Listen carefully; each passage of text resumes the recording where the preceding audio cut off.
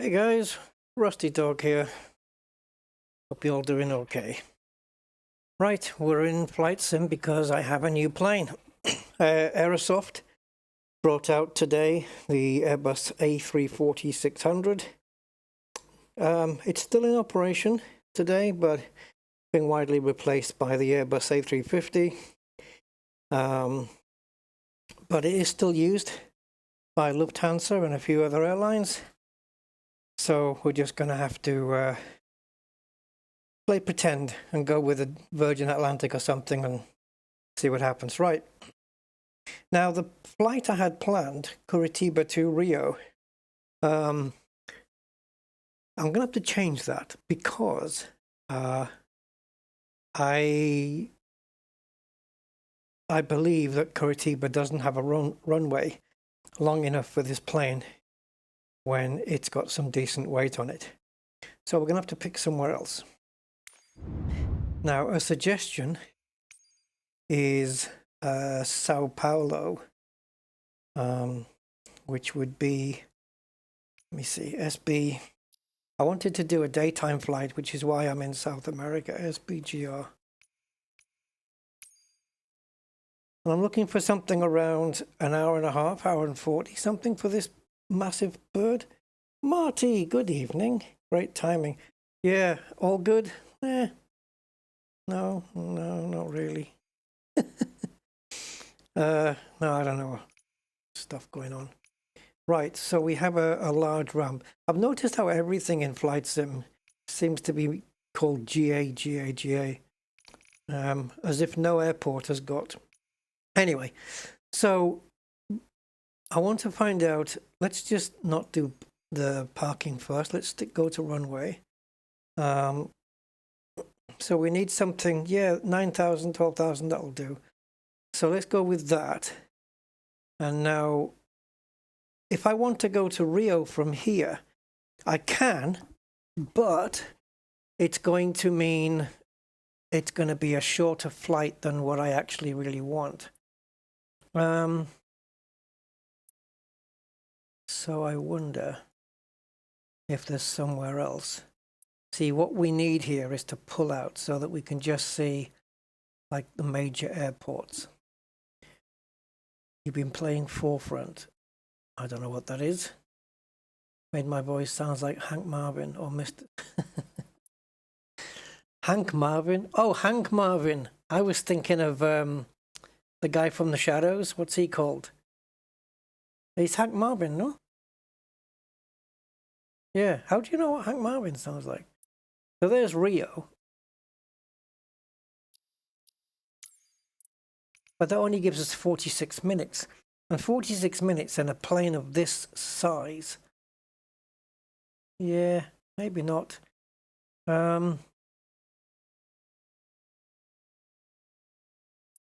See, there's Curitiba, but it doesn't have a runway quite big enough. Now this one does. 10,500 feet. That would be 1 hour 55. Okay, we can speed it up though. We've got time speedy up option as well on this plane, so we can do that. This plane's actually got quite some options. Oh, like Battlefield. Okay. So this plane's got quite some options. In it, some cool ones, which are a bit different. Oh, Lee Marvin. Yeah. Of course I remember Wandering Star. Yeah. Yeah, Hank Marvin's the guy from the Shadows. He didn't really sing, it was down. Yeah. Okay. So let's do this flight, shall we? See if I can survive something this length. Right, so let me just start a brand new flight. Actually, no, let me just put it into, let's edit my current one in SimBrief. So we're going to go from SB. There we go, SBGR.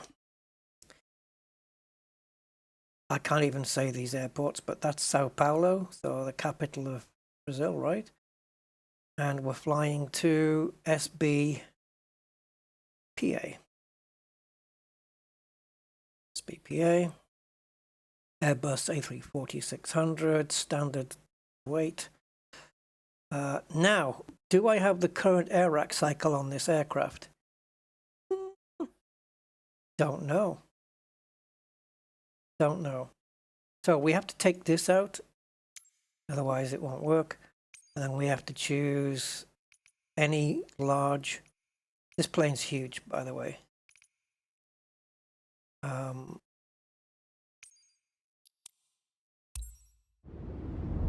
I think it's just about the length of it is roughly what you'd expect on a 777, right? Something like this. Anyway, I want to see if I've got the correct air rack cycle on this, because I haven't really bothered looking at that bit. Why are we getting such frame rate drops? Now, the shame about not being able to take off from Curitiba is that it was raining. It was raining there, and well, maybe it's still raining here in Brazil, in Curitiba, Sao Paulo. So I don't know, it's having to, takes a bit longer when it's doing the plane for the first time, but this is no longer the first time, this is second time. Lots of cloud though, jeez. Yeah, so this plane is big. It's study level-ish, right? I think everything's pretty much modeled. I'll tell you some more stuff about it in a minute. Give me a second, guys. A340. Right, so this plane is 75 meters long. It is still raining. It's 75 meters. 75 meters. It's in the wrong state. I don't know why. Why are you in the wrong system state? Apparently on these big aircrafts you don't tend to find them cold and dark when you get on board. So if you're a pilot, you tend not to get on board and find that it's in a cold and dark scenario. It would be usually external power would be on, or you'd have the GPS on and APU turned on for you already by the time you get in. We're going to go cold and dark though. And we've also got this one. Let's open the engine cowlings as well, just because. Right, I've got my umbrella, so let's just take a look at how big this plane is, and then we'll file a SimBrief flight plan and get SayIntentions loading the traffic in. This is not a small aircraft, guys. Right. Okay, so give me a sec. So SimBrief. Oh yeah, we have to check. Let's see if I've got the air rack cycle on this. How do I know? I would know from here, wouldn't I? Does it light up? Can I hold it? Can I hold it? No. All right. Let's power her up then. I don't have any cameras set up though. Okay. Let's see if we can get some preset here on this. 3514, contact Brasilia Center on 126.8. Yeah, that's. Oh, okay. No, that is wrong. That is correct. That's correct. 3514. So we just need to assign some keys here. 3042, contact Curitiba Center on 124.4. See, now this is an annoyance for me. 124.4, KTAM 3042. I don't know why radios will be on when they're not actually on the aircraft. Okay. Yeah, wait till you see some of the features this thing has on its tablet. It's got features on it that I have got apps to do it with. Does that make sense? Like if I want to do a certain trick with the plane, I have to use an external app or something up the toolbar, and this has got it built in, so that's kind of cool. I don't need that one. MCDU would be very handy to have. It's not a very good camera position though. So let's see if we can quickly adjust that. We'll start with zoom. And then let's go forward a little bit, I think. Would up? No. No, that wouldn't work. Let's go forward with this one. Whoa, whoa, whoa, whoa, too much. There we go. Okay, let's go with that. So let's save that position for the MCDU. And I'm also going to plug in my wings and see if I can get it working with this plane. I actually don't know if it does or not. What are we looking at? This one, num3. All right, what else do I need? Pedestal lower. Yes, I do need that because I need to access the transponder and stuff. So I need that one. Pedestal lower. Not really. Unless I'm changing rudder trim, but I don't think I'm going to need to. Overhead low we've got. Porthole. Porthole? That's actually not a bad view, but I prefer, okay. You know what, just for this flight, let's actually use that. Left Alt and 1. And then for the right hand side, oh, that's front of the wing, okay. Sure. Let's just go with that for now. Let's go with this. And we have the drone shot, we have the flyby shot. Cinematics I already have programmed in. So I think that is all I'm gonna need. We've got, you've got wings here now. Okay, all right. The flaps are hanging down. This has got 2 sets of flaps. That's not in the correct place. That's actually a pretty cool shot, to be fair. Let's set a key to that. That'll look nice in flight.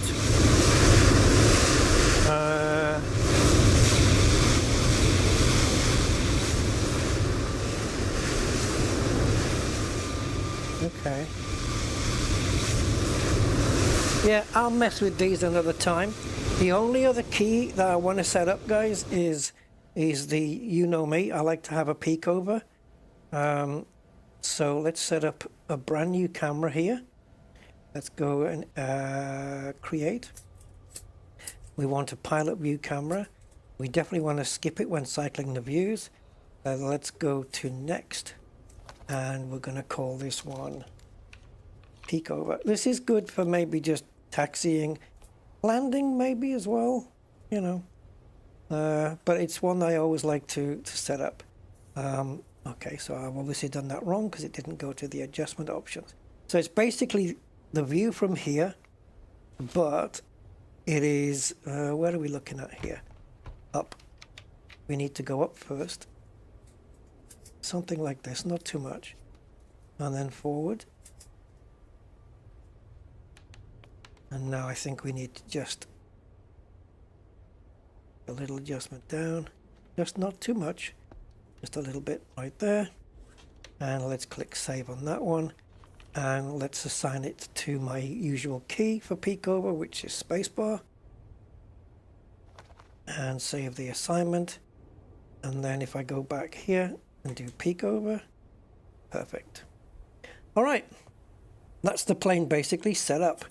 All right, guys, so, right, air rack cycle. Okay, so now we can just press this and turn on the batteries.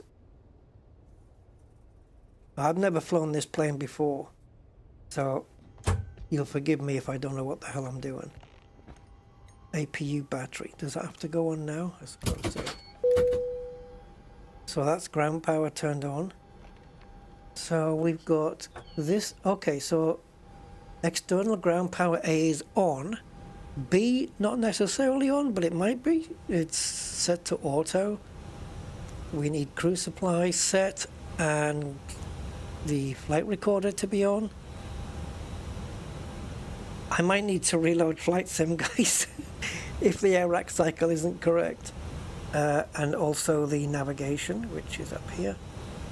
Actually, we could do with another camera, because this one gives me this view, but it's not giving me that view. You can see that there's a lot of... Jesus. I don't know. There's a lot of stuff up there. I think we need another camera view. Like this one, and then another one that's higher up. So it'll be upper console mid, because this is classed as lower, and then the upper console is like, it's above this one. Yeah, okay. Right, let's leave the rest alone for now. All I want is this fella. Oh, we're good. 2602. Lovely. We're good. Right, so the only engines available on this plane are the Trent Rolls-Royce engines. So that's what we're going with today. Let me just set up my wings MCDU. Does it look the same? It does actually. Yeah, it should work. I normally use this for the Phoenix Airbus A32X range. Well, no, not A32X. The 319, the 320, and the 321. But we're going to use it today on the Airbus A340. So, let me just set all that up. Run the app to go with it, and we should be fine. Do you want to update now? Oh, yes, okay. We did this last time. Last time I ran you a few days ago, you did an update. Okay. So, this is what we're running then. 340-600. Alright. And it's raining, so we're going to need the wipers on. I'm hoping it's going to carry on raining, you know, by the time we take off. Lenny Brooks. Hi, Lenny. How are you, my man? Yeah, you guys are probably wondering where Elite Dangerous is. Don't worry. Don't worry about it yet.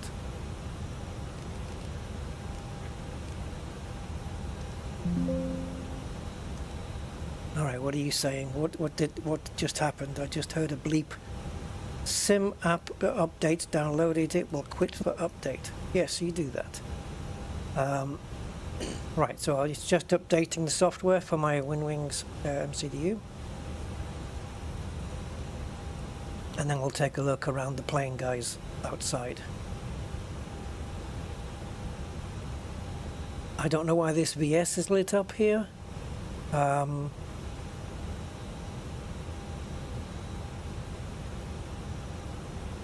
Okay.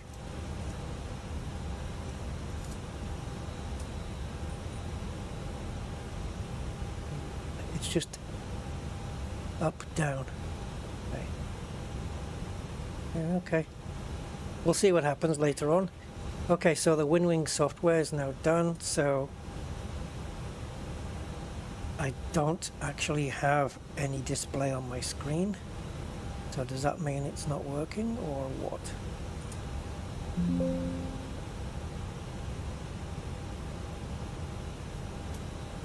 Oh, it doesn't work with this plane then? No. Oh. Shit. I don't have a display, I don't have this. Alright, let's go to...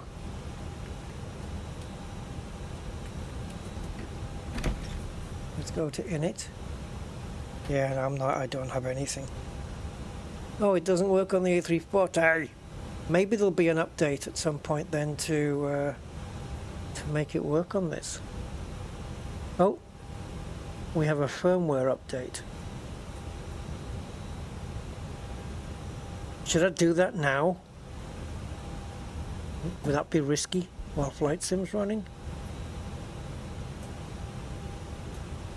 To update the firmware, it is best to use the original USB interface of the motherboard.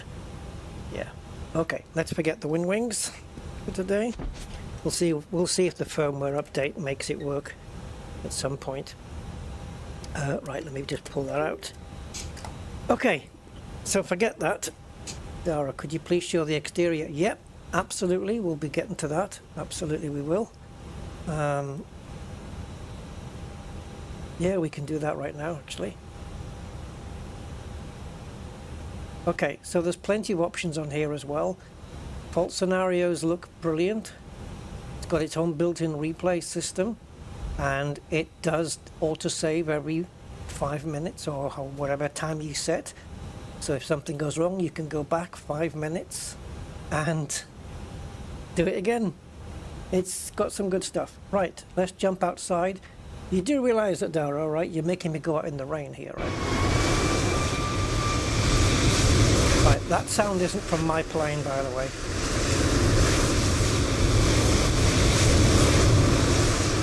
Okay, so we're flying in Virgin Atlantic. It's the wrong airline, but who cares? This is Lady Luck. We're going to need some today. And let's take a look at this nose wheel.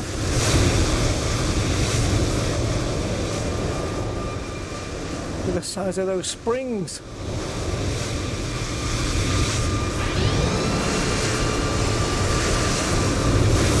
Yeah, she's well worn, guys. Oh my god. The sound of that engine from all the way over there. That yellow plane. Jesus. Right, these also tick, but I don't know whether, I don't think you can stop them like in the Phoenix. Probably not advisable. But yeah, we've got the, you know, for maintenance purposes, we've got the cowlings that can open here, and we can also put the covers on the front of the engines, those red fabric covers, and go on here as well.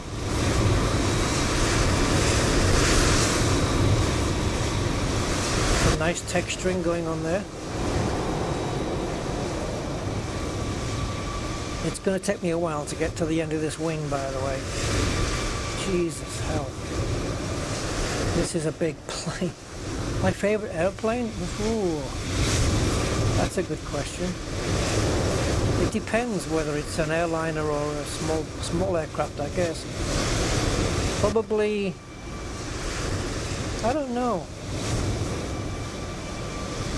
The best airplane is the Phoenix Airbuses, but in terms of easier to land, the PMDG Boeings are easier. Yeah, probably, I don't know if I had to pick one to stick with. I don't know. They're both,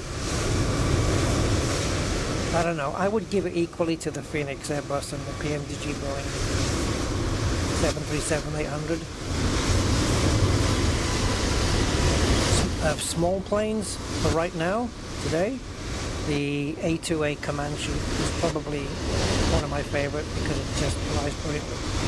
Okay, now talking of A2A Comanche, the A2A guys, in order to get the plane to feel realistic, they need to have physics that go outside of the performance limitations of MSFS, and they do that by having their own physics engine, so to speak, their own physics software, which operates outside of the sim. And it's called AccuSim, and so the Comanche is able to fly with physics that are outside of the parameters for MSFS 2024, right? Which is great. They get to write their own little physics engine. I think Phoenix do the same. I mean, I'm not sure, but I think so, because they have a client that has to run alongside when you are flying that plane. Which takes us to this thing. This plane, fully installed, is 17.1 gigabytes. It has its own physics engine, which goes outside of the box. 17 gig. The download is 5 gigabytes. Straight from the website. It's 4.99 gigabytes. The plane was, what did it cost me? 70 euros? Yeah. Oh, the VS has gone. Lovely. Yeah, it cost me 70 euros, this thing, but yeah, there you go. Yeah, so 17.1 gigabytes fully installed, and apparently, from what I gather, see how this cockpit door is locked? I believe we can't open it. Yep. Unlike others, the lock actually works. I'm going to take you for a tour of the inside, guys. Oh, we have Atsu here. Hold on. Ooh, okay. Do we have that on the main ones? Oh, let's get rid of this toolbar, guys. Bye-bye. TOM 3648. All right. Climb and maintain flight level 170. Okay, nice. Right, so let's open the door, guys. 170, TAM 3648. Does it open with Norm? That's getting Norman to open the door. Nope. Let's go unlock. There we go. Can we open it now? Come on! Why aren't you opening? Hello?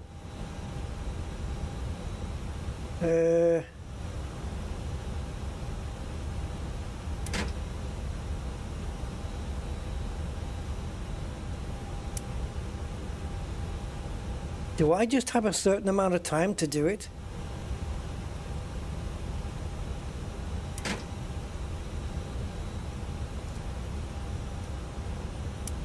You see, I can hear it ticking back. I can't open it in time because I can't swing round quick enough. That's a little bit unfair.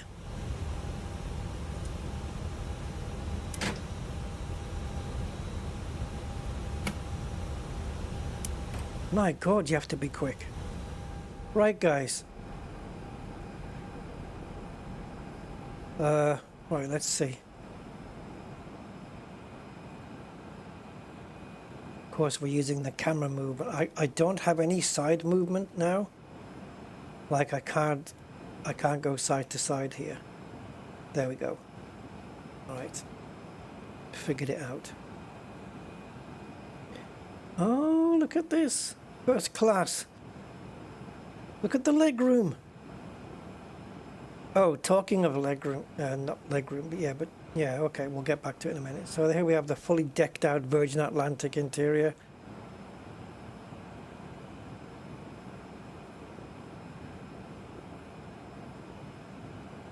We're going to have to set up some nice proper cameras on this as well.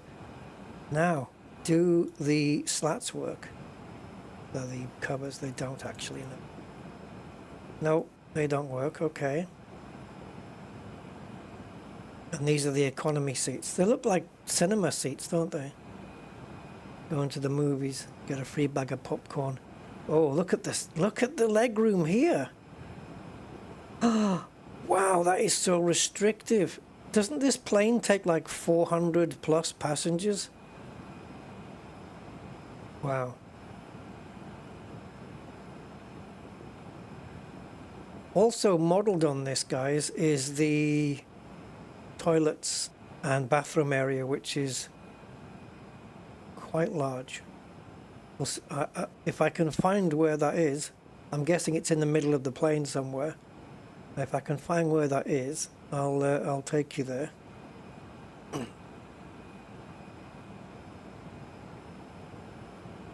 And you've got hotspots for your phone. Ah, here we go. Here we go. So, do I just walk through here, or do they open? I don't think. Oh, I do have a. Okay, so let's go down. So we've got all the bathrooms here, guys. There's a few. 1, 2, 3, 4, 5, and then I don't know. I think, is this for the crew in here? I'm not sure. So all of that's been modeled down here as well, which is not bad. I just wish we'd have proper walking movement like they do on the Phoenix aircraft, where you literally walk in the plane. See, when it comes to the proper like integration with GSX and walking through the plane, the Phoenix Airbus has got that mastered. It's perfect. This is just me basically floating. I'm not actually walking through the plane. And the Phoenix is the only one where you can literally just walk up the stairs and board the plane yourself. No other plane does it. So yeah, business class. Look at the difference in the leg room. Jesus. And all the magazines will be up to date. Right, here we go. This is first class now. Get to put your feet up on there. There's probably, I don't know, porn mags in there or something. And biscuits and stuff. Who knows? Meanwhile, now I've got to find where the frickin' door handle is.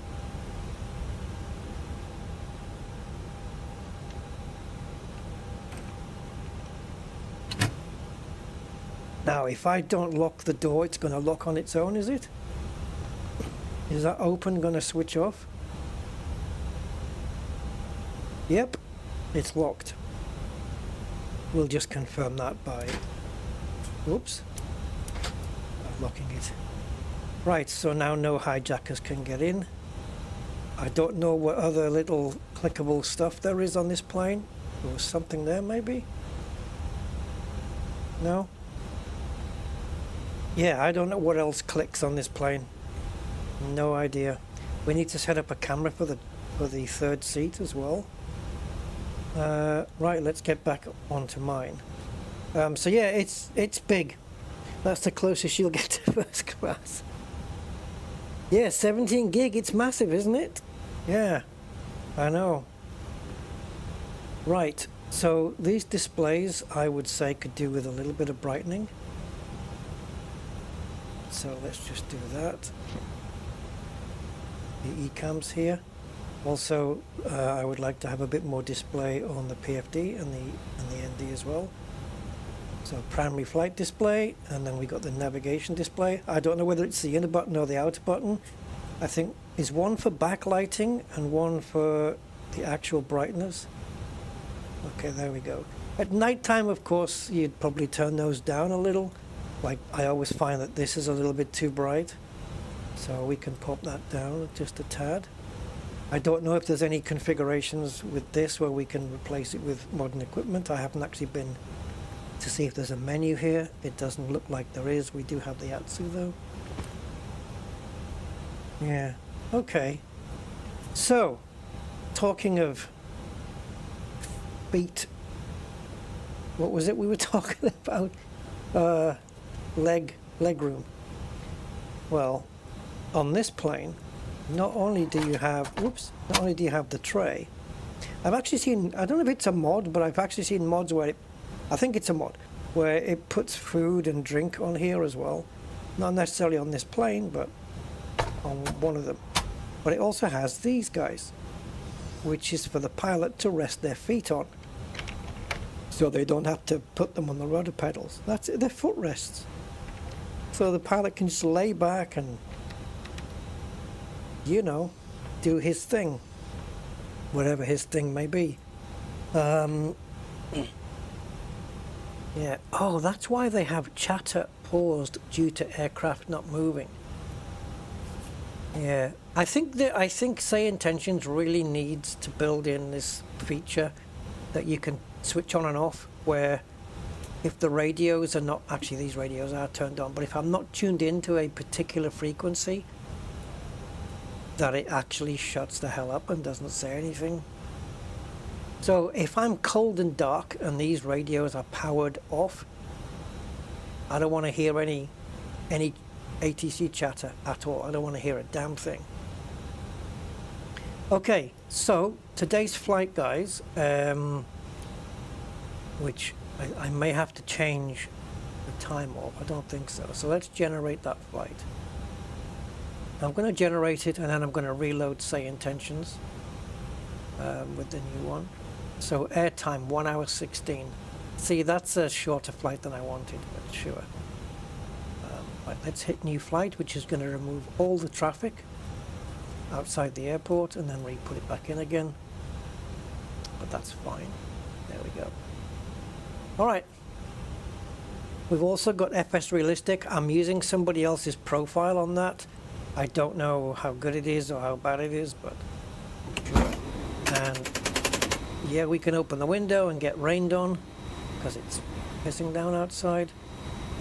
And to close it properly, it should be that we have to flick this switch. Yes.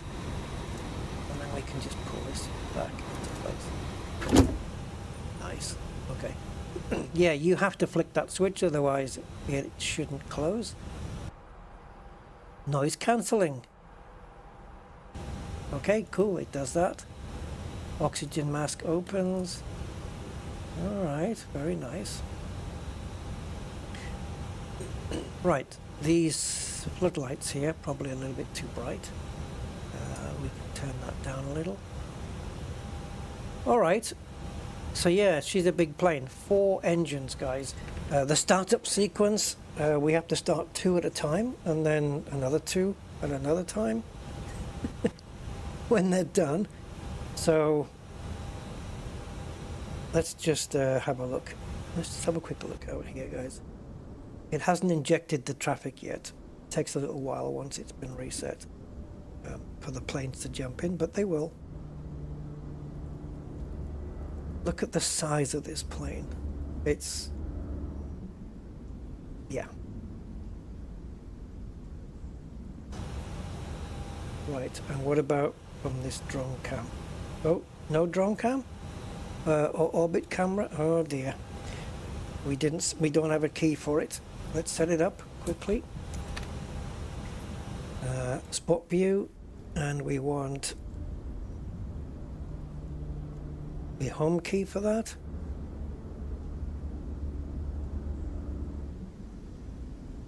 Look how long this plane is. 75 freaking meters. Right, where is my cowling view? Where did I set it up? Was it 0? Yeah, 0. Okay, so if we go here and close the engine cowlings. There we go. Now we can also do this, guys. We can also put on engine covers, which looks like that, which you would probably have when it's cold and dark and stuff like this. Obviously we want those. It has pushback facility. It's got de-icing on it as well. I think it just does it. I don't think it does all the GSX stuff. Fault scenarios. You can add faults, like add a new fault like engine fails and stuff like that. You have a load of faults you can do. You know, the systems. So for example, let's say hydraulic failure on engine 3, pump fail, and then you can say at a specific speed, for example.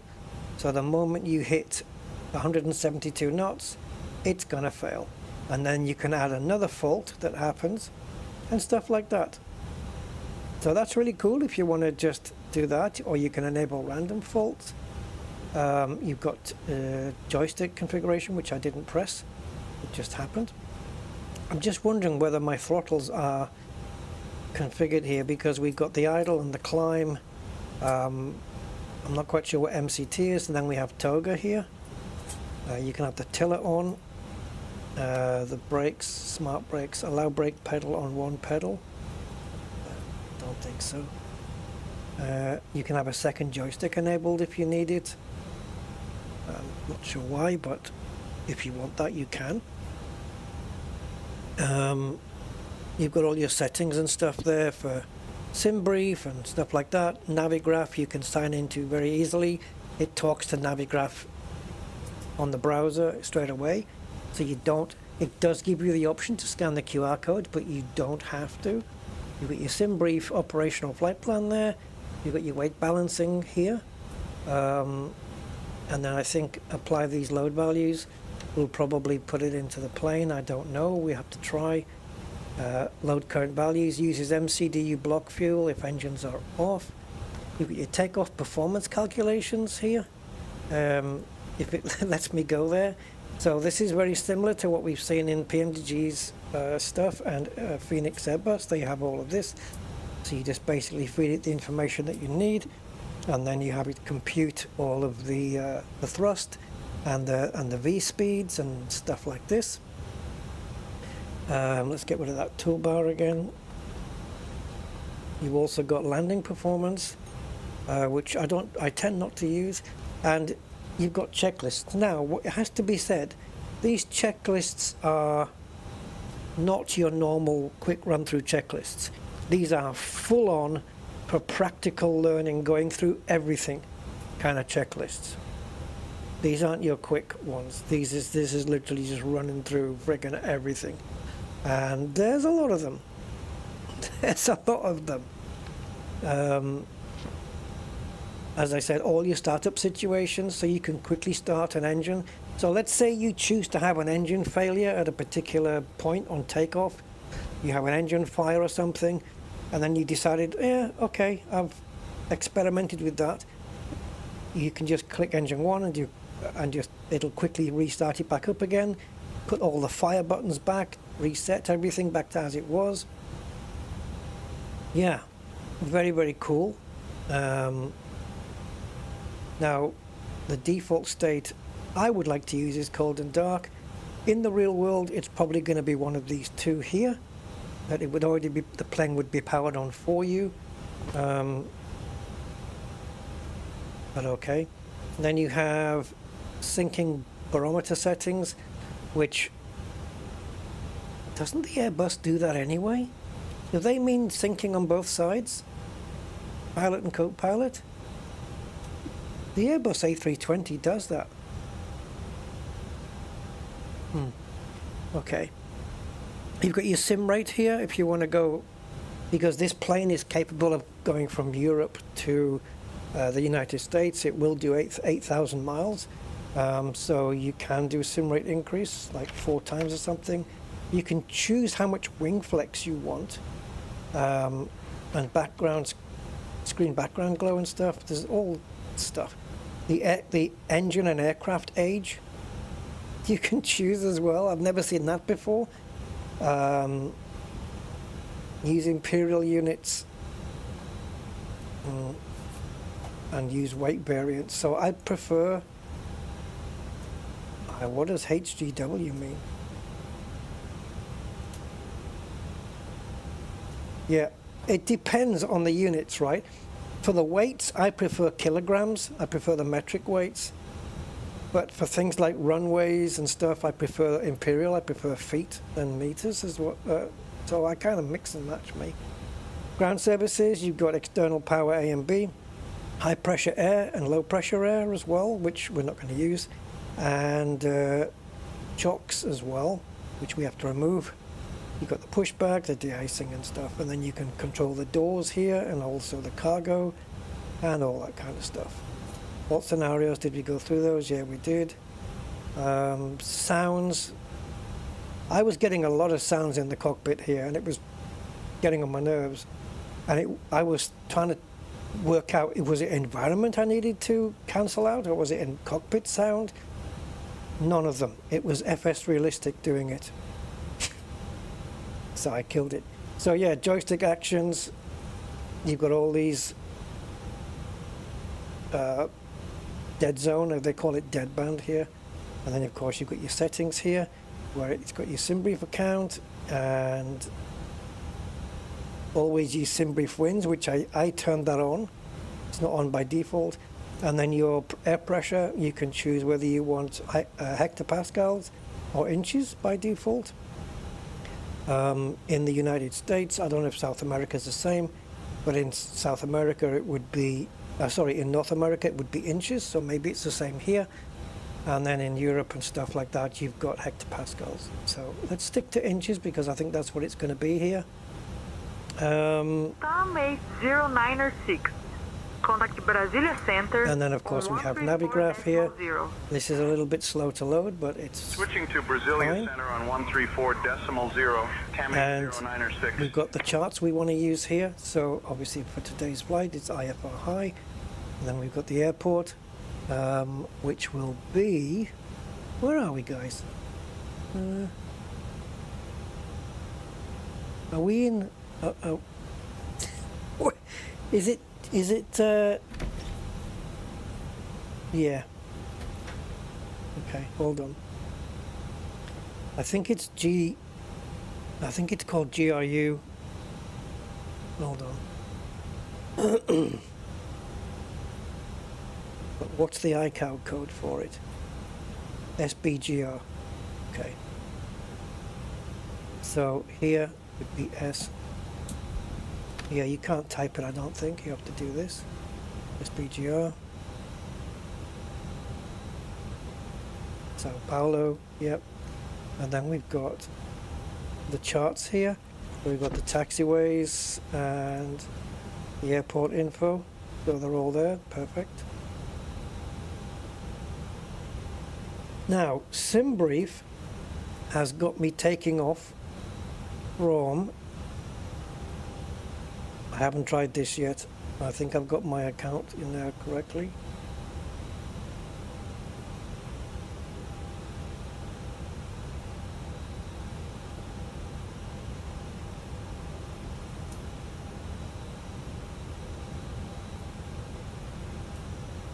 Alright, that's interesting. Alright, let's see if it does it from here, guys.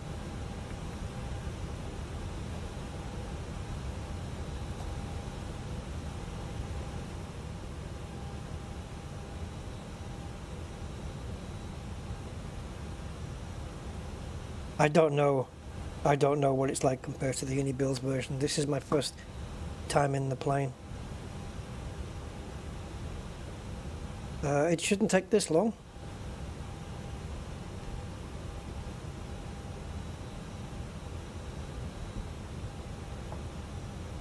Come on. My flight today should be Virgin 267 I've gone with today. Not 2627. Okay.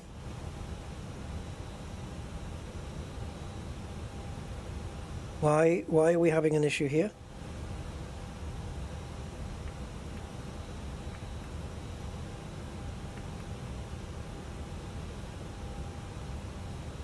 Is it not syncing up with my SimBrief?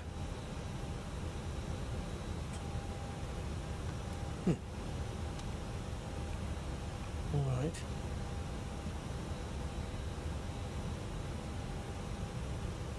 I'm assuming it works with SimBrief. I mean, it would be pretty remiss of them not to do that. I mean, I have this.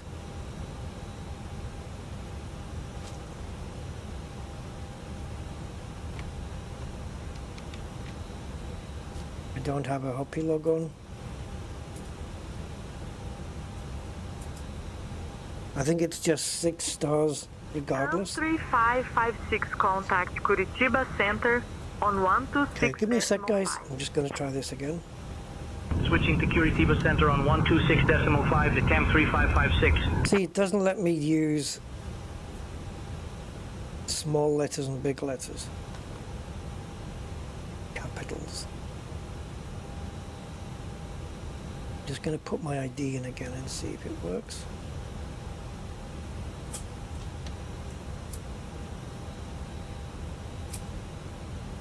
Okay, and save, go out, in, okay. Alright, so I've relogged my SimBrief account ID.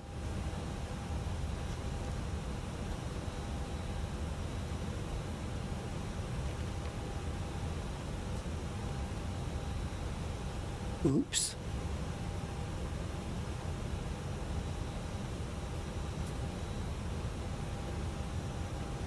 Oops.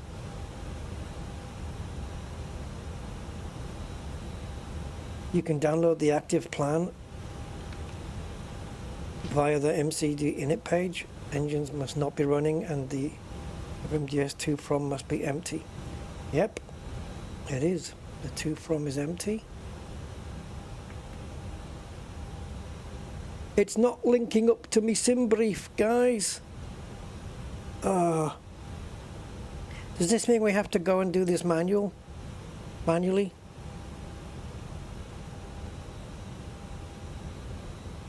What is going on? Do I need to restart the flight? I don't think so. Oh dear. Oh dear.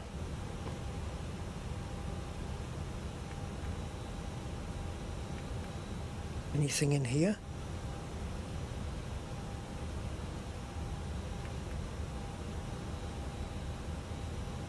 Flight initialization.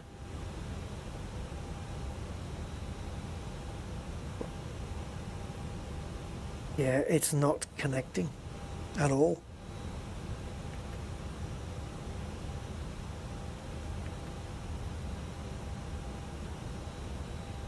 See, this bit we can do, the departure in this request. We can do this, but it's not loading my my flight plan in.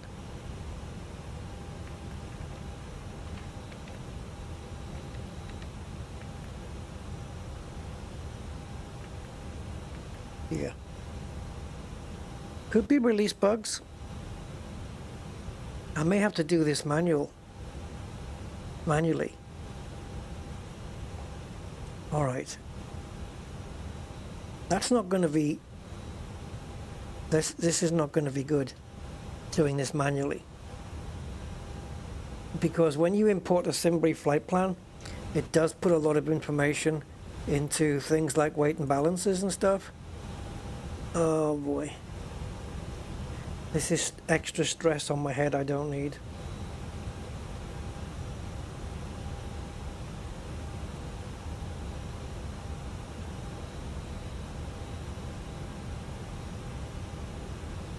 I shouldn't have to do.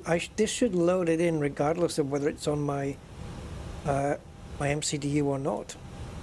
It shouldn't make a difference.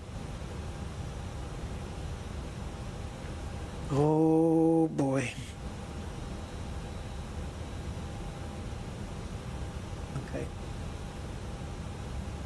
Already I can feel myself getting stressed out now. I don't need this.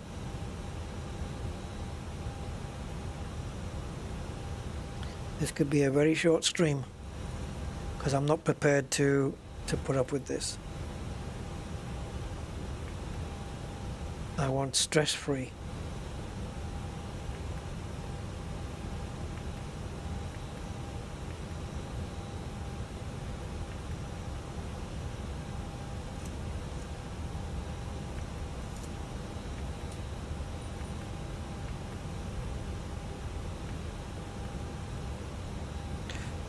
This is unacceptable, guys. It really is. I don't think I'm going to do the flight, if I'm honest now, because just that has just caused a little bit of stress with me, and it's affecting me. So, unfortunately, until we get this sussed, I might need to leave this for another time.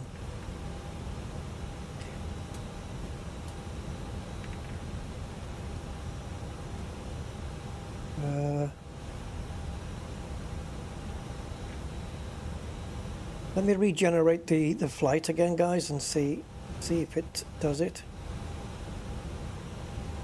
Okay, I've regenerated the flight. Let's see if this works. This has to be empty though.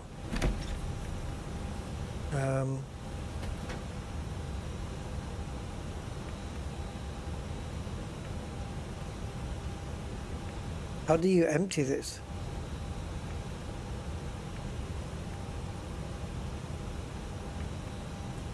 Clear. Ah, bollocks.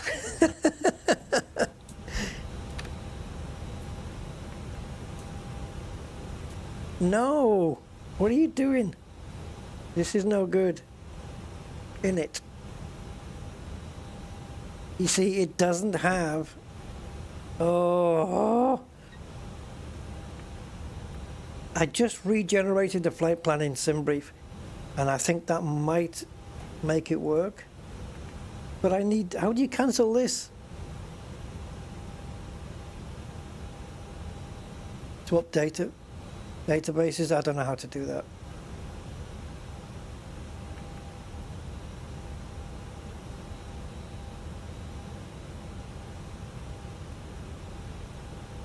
Now what?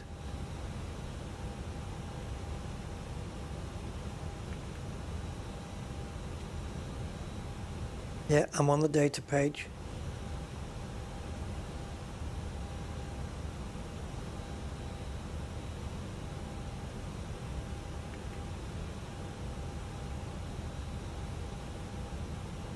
I've got AC status. I don't have something that said, okay, that one. Okay, this scratch pad here. Is that what that's done? Have I done that? Okay, let's do that again. Go data, AC status. Now select second nav database.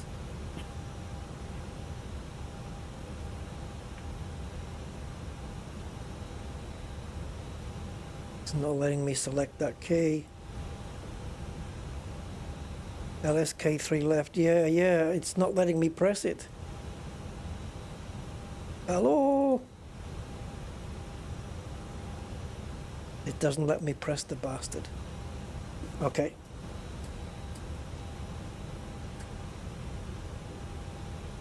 Alright, give me a sec, guys. There's a few things it's not letting me do here. I'm stuck.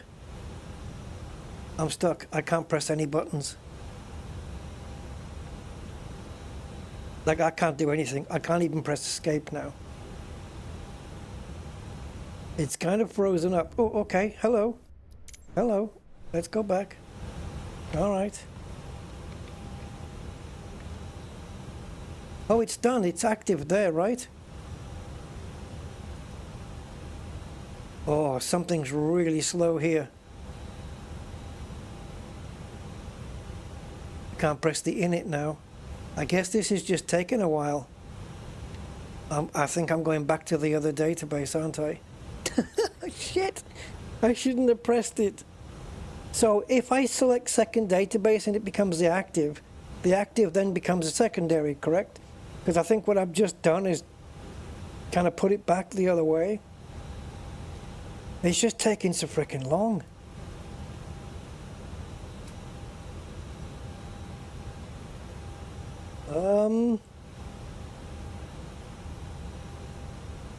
And this is 21st of March, and we're not even there yet. Okay, let's have a look here. Yay! Okay, so we're back on this. We've switched it back again. That took forever. We've switched the database back again, and it's back here. Right, SimBrief. You've been reset. Do it.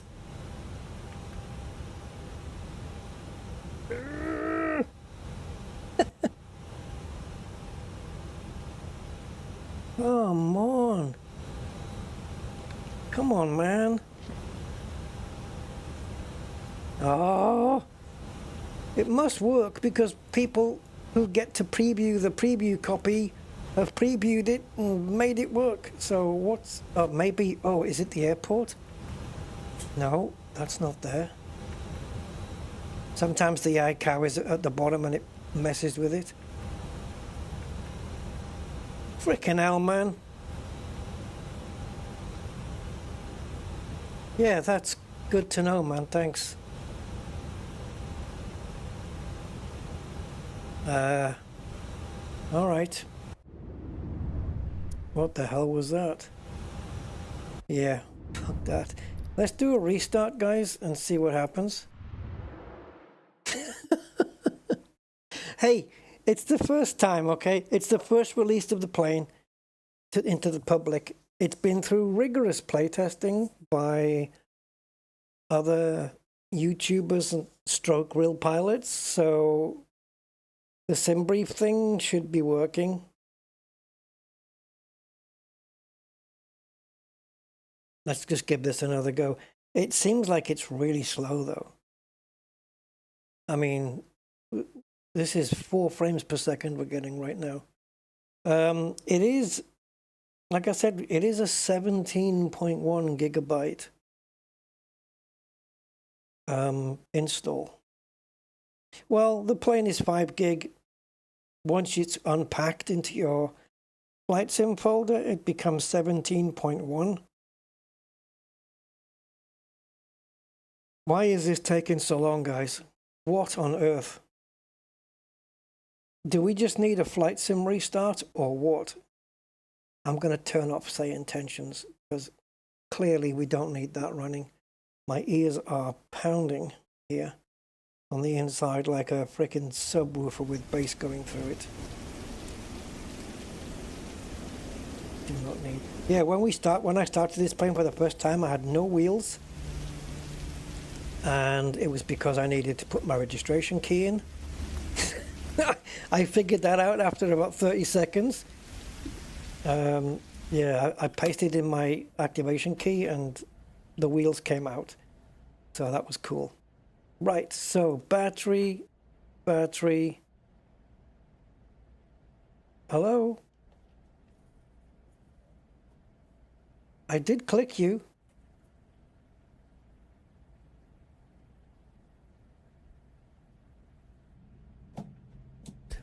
This is what the fuck's going on here.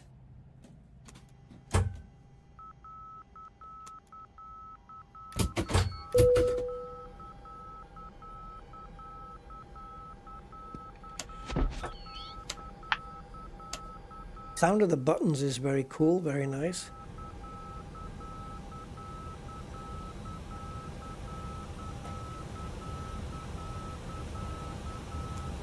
Oh my god, I'm getting this do,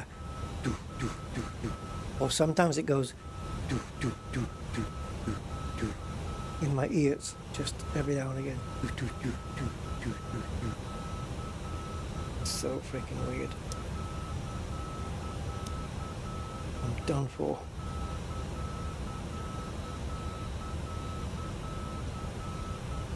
Now, this runway turn off on camera, does this work? Is this the button that makes the camera work on the thing?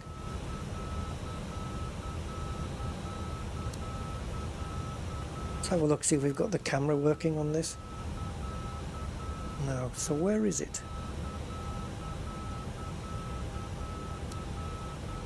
I don't know what that beeping is either. Yeah, the cameras.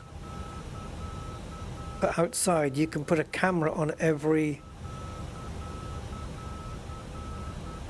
Oh, here. So, captain, taxi camera. Okay. It's basically like what you see in a Tesla, I guess. Well, day one bugs. I don't know if that's acceptable though, because we've seen all the usual flight simmers on YouTube flying this, the preview version, you know, that they luckily get for like the week before. And I'm pretty sure they've all loaded up SimBrief flight plans. So, are we putting it in here first? Or are we going here first? I don't think the two things should be connected. We don't need the GPS to be on for it either, so let's go for it. Oh, you bastard. The thing is, my SimBrief username is not all capital letters, but when you go to put it in, it only gives you capital letters. Does that make a difference? I don't think so. I don't think I can handle this, man. It's too stressful.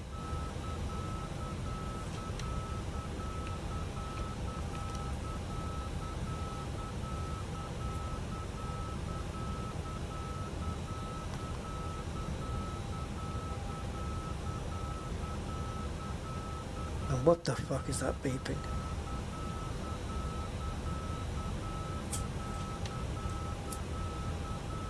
I don't recall us having that beeping sound before.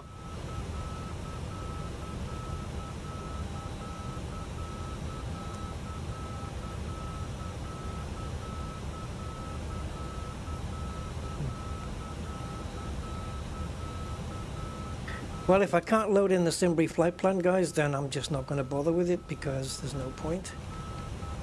It's going to take... I could do it all manually, but it's not something that I want to do on my very first flight on this plane. I want to focus on flying the plane and not having the extra stress of putting everything in.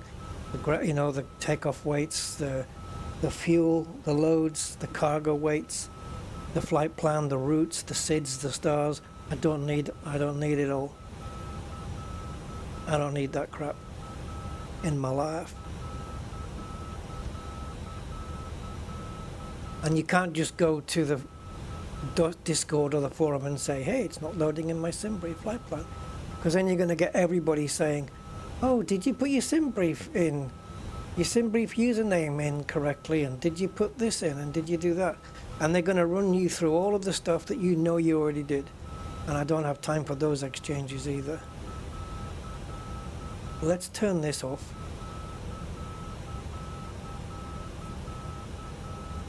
Because maybe that's interfering with it or something.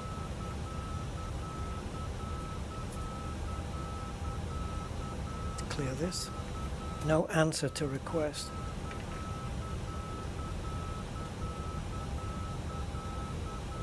I mean, this is a pretty basic thing that needs to work from day one, really, in my book.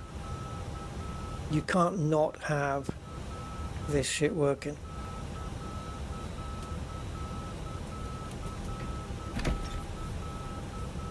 You can't. You have to have Simbrief on. Why would you have this feature here and this here? Why would you have that?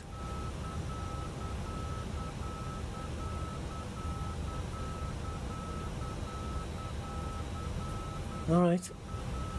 I'm going to set up my account again. This is really shit.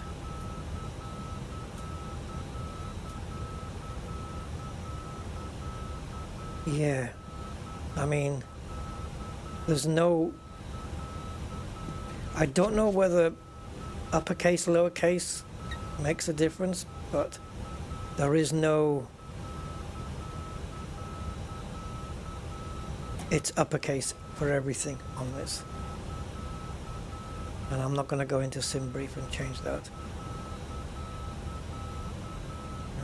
Hold on, let me go back a second.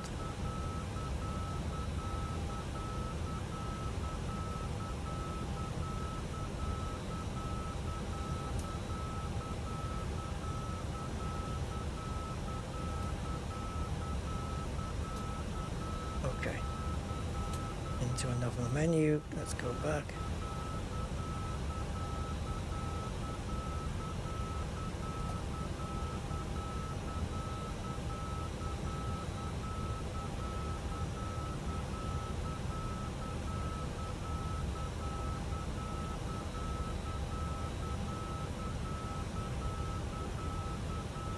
Dude, fucking hell. I guess we're not going to be flying this today. Well, we're not going to be flying it with a flight plan.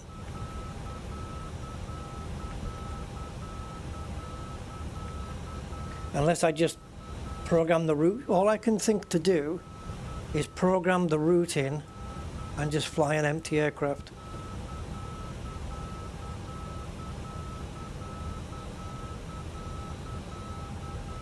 Load in your numerical. Oh! Ah! Ha ha ha ha! Okay, Marty. Okay, Marty. Let's just see what it's... Ah, you're right. It's ID it's asking for. You are right. You are right. It is the numerical ID. It's not asking me for my alias. Okay. Thank you, Marty. You are quite right. You are absolutely spot on. Thank you. Yep. Let me just get that in. You know what threw me? Is that the pilot IDs are numerical. And when they ask you to put in your ID, they give you this with all the letters.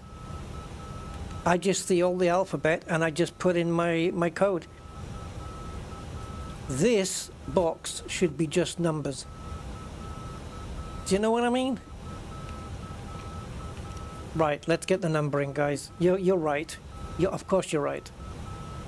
Jesus Christ, this flight's going to be delayed now. All the passengers are going to be fed up. They're going to give me bad reviews on Trustpilot. Trustpilot. Couldn't trust the pilot to be in on time. Right, let's set the payload and stuff. That looks like it's done something, guys, to be honest. That looks like it's done something. The display flickered as I did that. Right, let's save those prefs and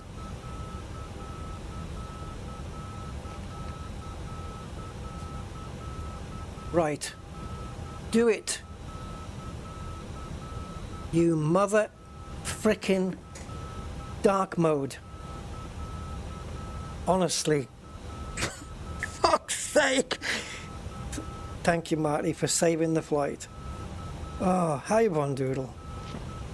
It shouldn't matter though, like for example, if this to load the flight plan into here, it doesn't depend on it being in here, and vice versa. They're two separate, totally different things.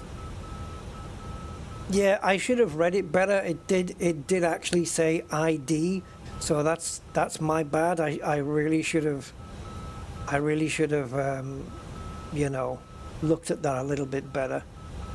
I'm an idiot, but okay. And what I'm going to do then is I'm going to generate the flight again, just in case things have changed, such as we're already over time actually. Let me just edit the flight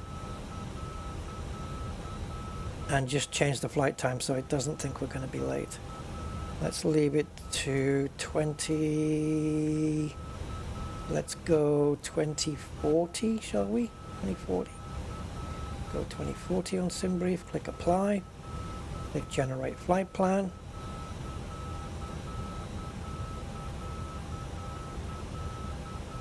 Okay, so that means that this flight plan is no longer valid, and let's load another one.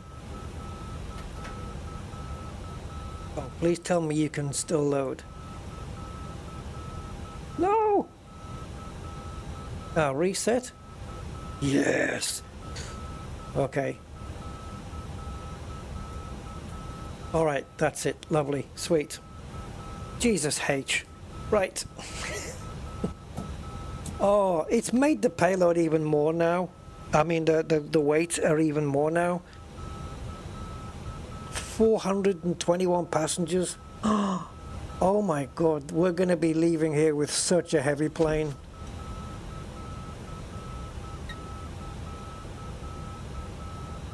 $248.6 tons we'll be taking off with. Okay. It's not maximum at all, but it's because, you know, the fuel, we don't have a lot of fuel in here. 34,000 feet now.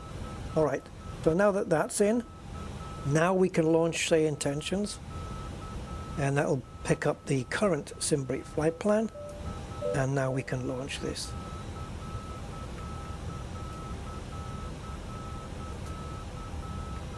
Thank you, you son of a bitch. Right. It says chatter. Okay, let's go to new flight. Yes. Yes. Is it 25? It is 25. Yes, guys. It's working. It's working as it should. It's a little bit sluggish with the responses though. Right. Can we get the climb winds in? Will it load those in now? It will instantly. Thank you. Holy smoke. Right. Flight plan. Perfect.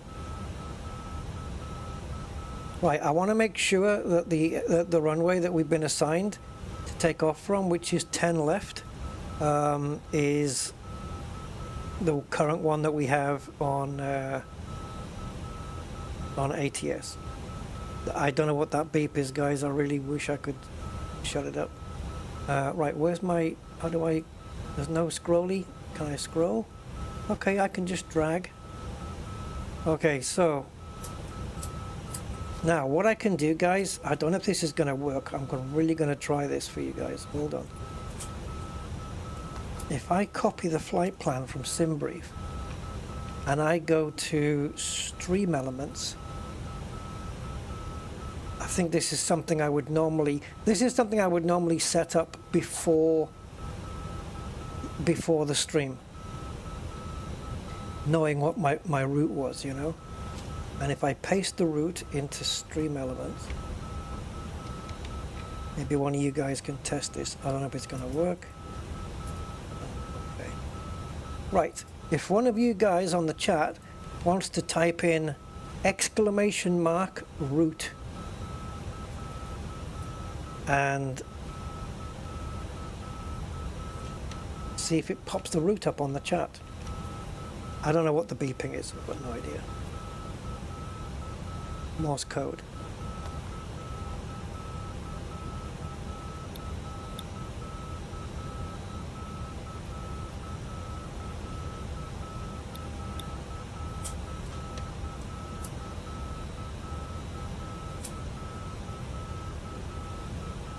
Yeah, I don't know. I hope we can get it turned off.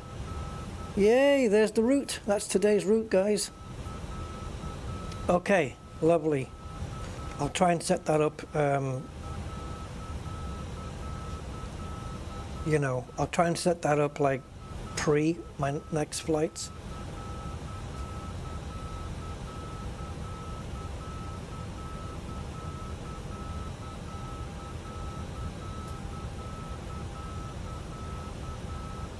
Give me a second. 7.5. Do you know what I'm going to try and do? I'm going to ask Gemini live what the beeping is. Give me a second. You know, by having it here, hear the beeps.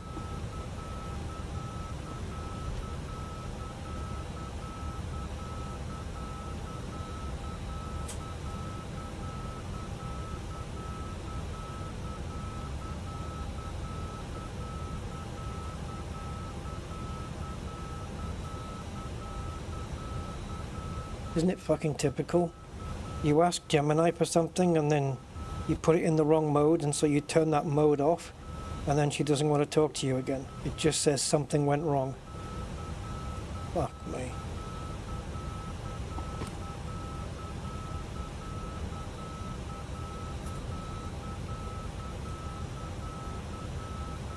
Alright, bear with me guys, I'm going to just do a complete fucking reset on my phone.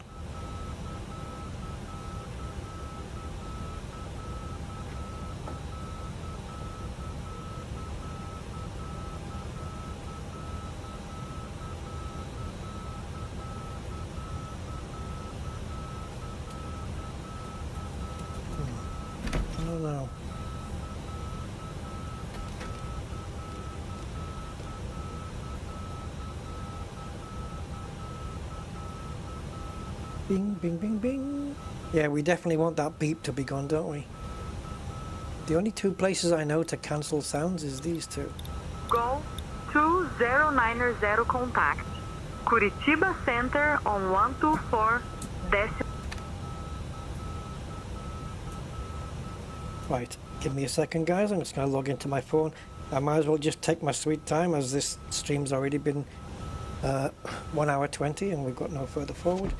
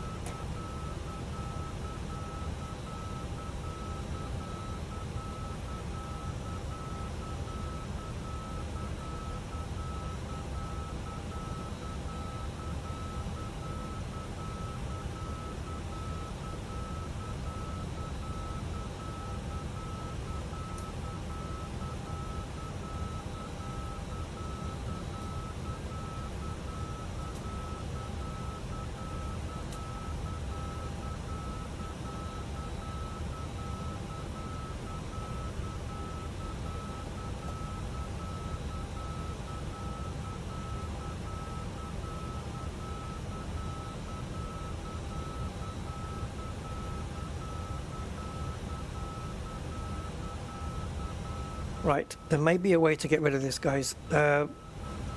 Gemini was no help whatsoever. What if we just go cold dark again?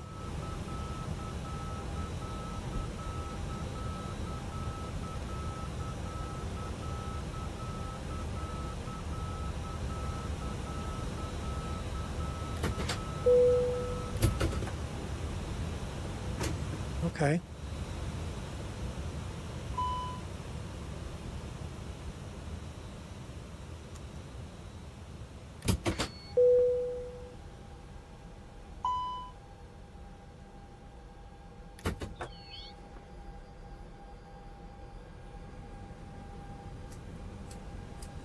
Are we good?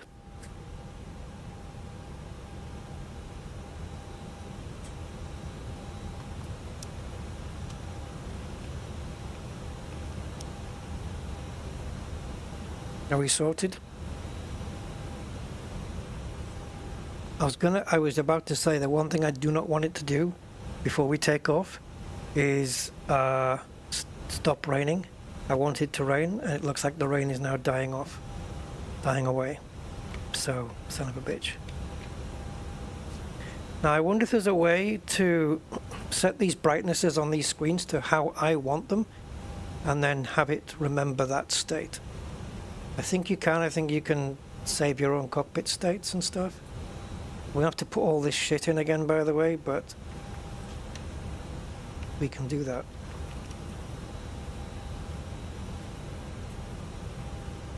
Okay, now it needs to fill the rest in. Okay. Wind information. Okay, I don't know what the hell that beeping was or why. I guess we're never going to know. Let's put in a preliminary flight thing. Departure thing. Yeah, it's not this. Is it this one? No. No, it's not that. Where are you? Guys, we had it before. Oh. Where's the pre-flight departure thing? Oh, this is genius.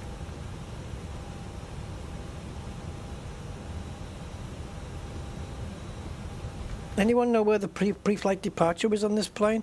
We came across it before.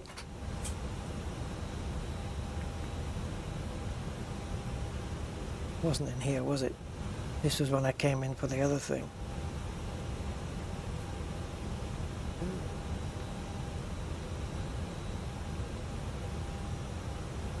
I'm sure. Is it? It's not in the FM, is it? Oh, wait a minute. The first place you come to here would be this.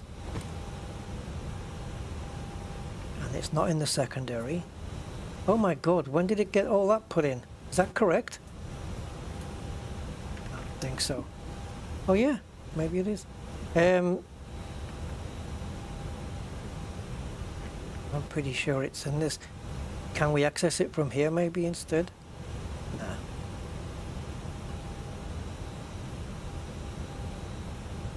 One? Nope.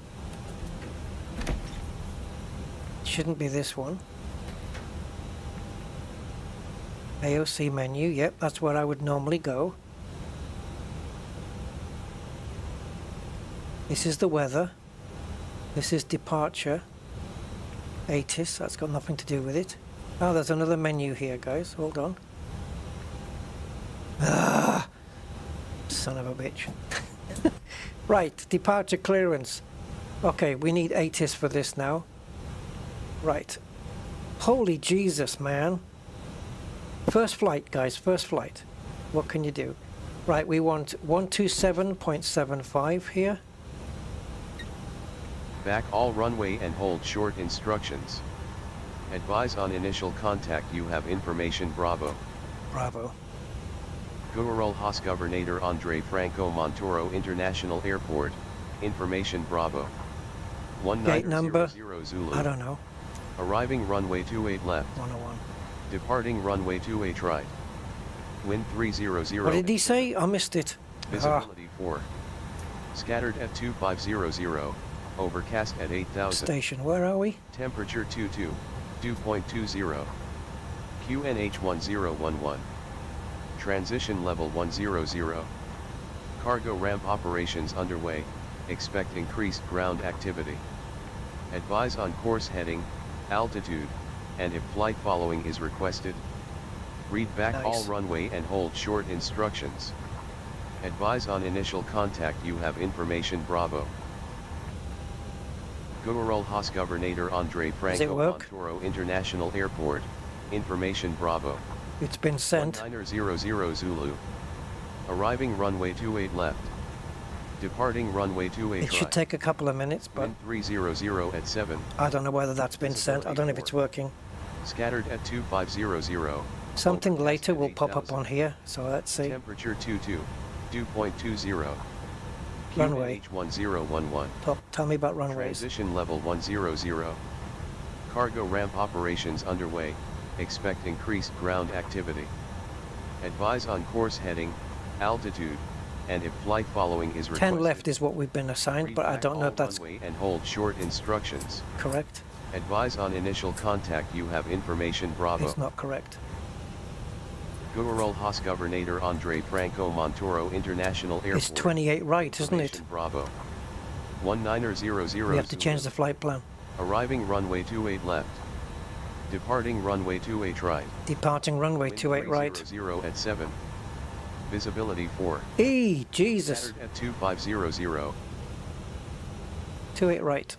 Okay, I need to edit the Simbri flight plan to 28 right. Oh boy.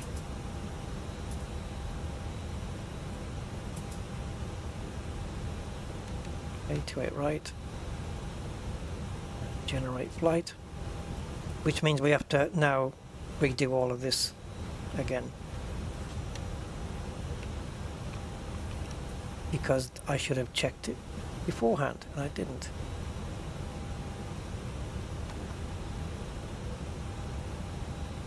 Alright, so two things we need to do then. We need to go into our Simbri flight plan and reset it and download it again. And it should give us the new runway here. 28 right. And we need to do the same for here. And I don't think it's going to do it. So we have to do the database swap, right? But I think what we can do is we'll swap it. Takes a little while. We'll swap it and then we'll swap it back again. Right, I think I clicked it. It's hard to tell. I must have clicked it because I can't do anything on the plane now. Once you click that button, that's it. I can't even move my camera anymore. So I don't know whether this is how long it takes in the real plane to switch the databases, or it's or why. I don't even know why it's frozen the plane. I can move the mouse around, but I can do nothing else. So yeah, a few things do need sorting out. I can't drag the camera around in the cockpit now. Well, I'm pretty sure, okay, now it's caught up with everything. But now we have to switch the databases back again. See, you don't even see the button getting pressed in. So when you switch databases, yes, it will do it, but also, yes, you have to wait for freaking ages.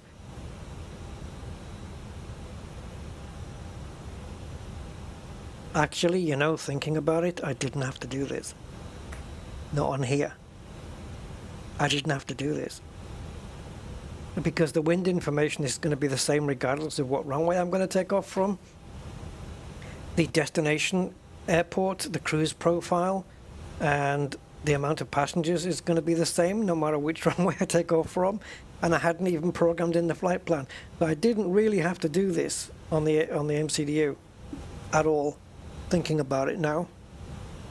Definitely on the tablet, yes, I wanted to do it. But okay, let's just fill this all back in again. So what?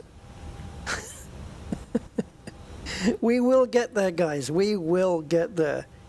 Abso-freaking-lutely, we will get there. Right, wind information, and you come for the climb. Perfect. Okay, back to the flight plan now. Let's clear the scratch pad at the bottom.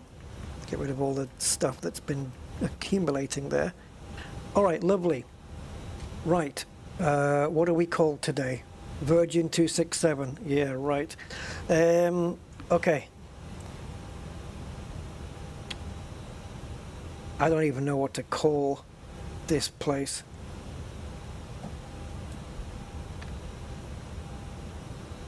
I don't even know how to pronounce it. Can I just say Sao Paulo ground? Will that work? Sao Paulo ground, this is Virgin 267 with information Bravo, requesting IFR clearance. I want to make sure it's IFR and they don't mess it up like last time and change it to VFR, because they did last time. Okay. So it's what, Guarulhos? Is that how you pronounce it? 267, cleared to Porto Alegre via the Zorza 5 Bravo departure, then as filed. Departure runway 28 right. Initial climb to 6,000. Departure on 119.25, squawk 4455. Roger, cleared to Port Alegre via the Zorza 5 Bravo departure, then as filed. Departure runway 28 right. Initial climb to 6,000. Departure on 119.25, squawking at 4455. Virgin 267. Guarulhos clearance, is that right? 267, read back correct. Ground will be on 121.7. Alright, 121.7. Let's Runway program 28 that. left. Departing runway 28 right. Wind 290 at 7. Visibility 10. Broken. Okay, so we're tuned into ground now. Right, we got this. Ladies and gentlemen, welcome aboard Virgin Atlantic. No, we're Flight not ready for you 267, yet. Heading to Porto Alegre. Please take your seats according to your boarding passes and stow your hand luggage in the overhead bins or under the seats in front of you. If you Remind me require when we any get to the assistance, runway to do switch not this to hesitate to TARA. contact any member of I know our you'll crew, forget, but... including myself, Laura, and my colleagues Pierre, Marie, and Jacques. Oh, names now. Pierre, Marie, and I Jacques. hope you enjoy your flight. What's her name? Oh, Laura. Yeah, Laura, of course it is. Hi, Laura. How are you today? And we've lost Brian. Where's Brian? I'm doing well, thank you, Captain. Brian, are Ladies you... and gentlemen, welcome aboard Virgin Atlantic Flight 267, heading to Porto Alegre. 1250, Please take runway your seats. Brian according to here? Where's Brian? via and stow Yankee, your hand Juliet. luggage in the It looks overhead like this plane hasn't bins put under the seats in front of you. co-pilot in the seat. Do not Hi, Brian. Are you with us today? of our crew, including myself, Laura, and my colleagues Pierre, Marie, and Jacques. Thank you for your attention. Pierre, Marie, We and hope you Jacques. enjoy your flight. We don't I'll have... handle the taxi request. No, you won't. I never Yes, asked you I'm that. here, Rusty, ready to assist with the comms when you need me. Okay, good. Yeah, you know your job. Right, what was the air pressure today? Did it say? 3544, cleared for push and start. What was the? That sounded like a robot. 267, ready to taxi. We have information, Charlie. Okay, I'm trying to figure out how to say it. Guarulhos. Yeah, let's try that. Guarulhos ground. This is Virgin 267. Can you give me the air pressure check, please? I shouldn't have said check, Runway but 28 okay. right. Yankee 1, Yankee India, Bravo, Quebec, Virgin 267.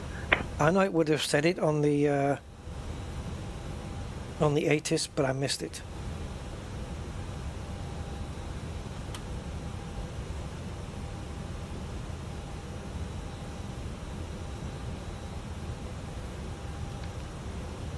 Yeah, for some reason we're getting taxi.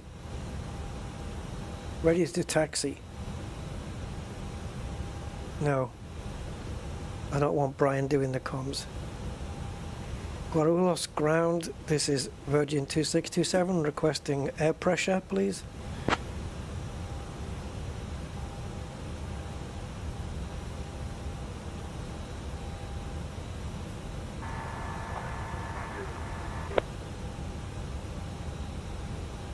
Can you tell me what the current air pressure is, the QNH, Virgin 267?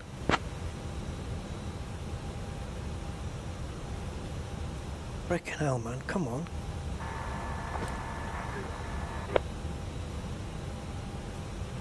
It's not understanding my speech anymore.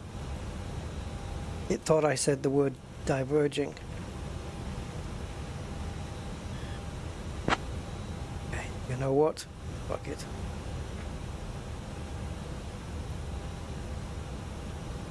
We can find out on the YouTube chat, guys, what the air pressure is.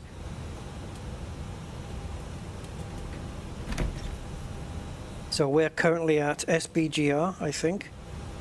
So if I do meta for SBGR on the chat there, we should be fine.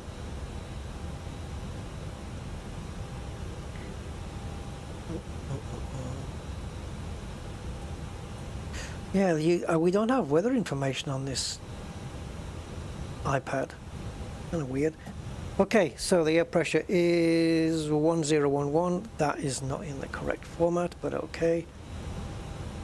Maybe it is. Maybe South America is that way around. So, yeah, okay, that's fine. 1011. And... Come on. Come on.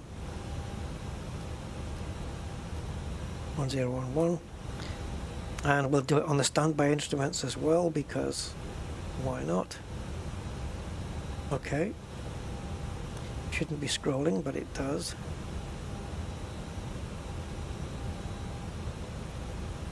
Right, so what if I convert this back? What are you saying? 2986. Okay. Oh my god, stop zooming. Right, done. This is gonna... I promise you that subsequent flights I do in this plane will be faster. It's just first time round, I need to work everything out. Okay, so we know... Let's get rid of that toolbar because it's getting on my tits. We know that we're taking off from runway 28 right this time. And the route that you guys typed in with exclamation route, that is now changed. So you can forget that. So the route is be going up on this one, which is the one they gave us, ZOS B. And transition, well, there's a few here, but I don't think we're taking any of those. Oh yes, we are. We're taking this one. UB sod. Right, so we'll take that one. And then we're going to be landing, hopefully, on runway 11, ILS 11 Zulu, via Buxa 3A, transitioning at VUCMO. Do you have VUCMO? Yeah, you do. All right, sweetness. And it's such a, you know, it's taking more time to set this all up than it is to actually do the flight will be shorter than this. Ridiculous. And this is a long haul plane. It's not just for, you know, for doing short flights like this. Look at this. What the hell is that arrow doing there? What the hell is this? Why are you there? All right. Let's go through the plan.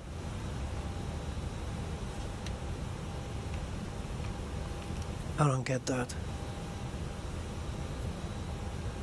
Alright. It looks like a top of descent thing. That is so bizarre. Right, let's run through, guys. See where we are. Let's make sure that we're all connecting up. Are we flying south? I thought we were going up northeast. All right. Oh no, we changed the bloody flight, didn't we? Of course we did. Oh, that's sweet. That's it. That's nice. Okay, that works fine, guys. I'm happy with that. We'll flick it back to the normal mode later. Right, let's go into here. I need to check all of this. Zero fuel weight 227.6 and the center of gravity 25.2. I don't know if that's true. Let's find out. Contact tower on 118.4. Okay. 421. Has it grabbed this from SimBrief already? Okay, I didn't know it was going to do that. It looks like it has. 28 right taxi via Yankee 7. 421. Yep, that checks out. Lima, Bravo, Payload 421. SimBrief. 421. via Yankee 7 Echo. Yeah, it has. It's grabbed all this from SimBrief. Tamp 3216. Forward cargo, aft cargo. Sam 3116, request pushback. Okay, we don't have cargo. Tom 3116. Push and start approved. I don't. Wait a minute though. Push and start approved, Tam 3116. Why do we have 421 passengers and no cargo? Is cargo and baggage classed differently? Anyway, fuel on board should be 21688 according to SimBrief, and that is exactly what that is. So 21.6, let's call it 21.7. Do we have that on here? 21.680. Okay, it hasn't rounded it up. That's fine. That is absolutely spot on. So all this is correcto. Well, that's just saved a lot of... Normally I'd have to program some of this in, but it's put it all in. Okay, so the only thing now is the takeoffs. Tower on 118.4. So 28 right. Oh, look where the QNH is. Jesus Christ.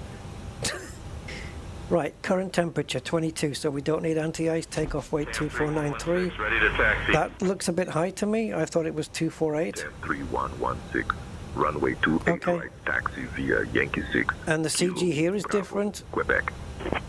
These numbers are wrong, guys. Runway 28 right taxi via Yankee 6, Kilo Bravo, Quebec Tam 3116.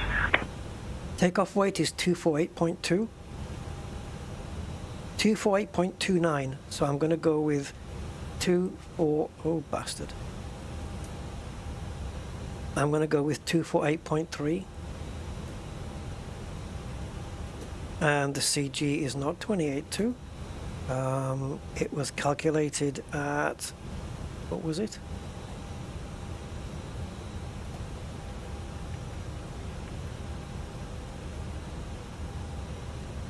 $25.2. Yeah. 25.2.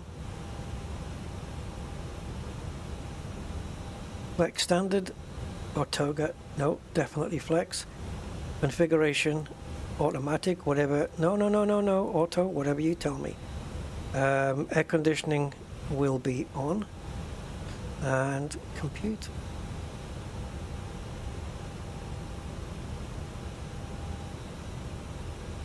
All right. Stop margin. Okay, this is in case we need to abort the flight at V1. Okay.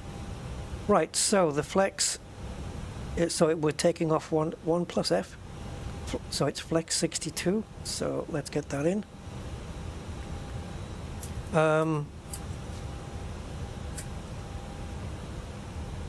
Yeah. Okay, let's get the thing in. So it's going to be F. What was it? Flex 62, was it? Flex 62. So we type in here F 62. And that goes here. Flaps was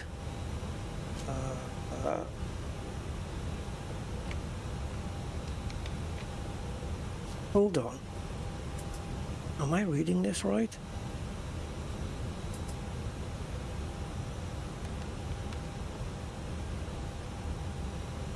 Okay, 1 plus F and up 3.6. So this should automatically adjust later. It's currently sitting at 3. It should automatically go up 3.6. So 1 plus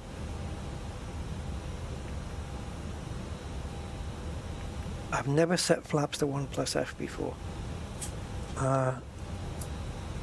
Where's the flappage meter? Do we have it? See, we have 1 there.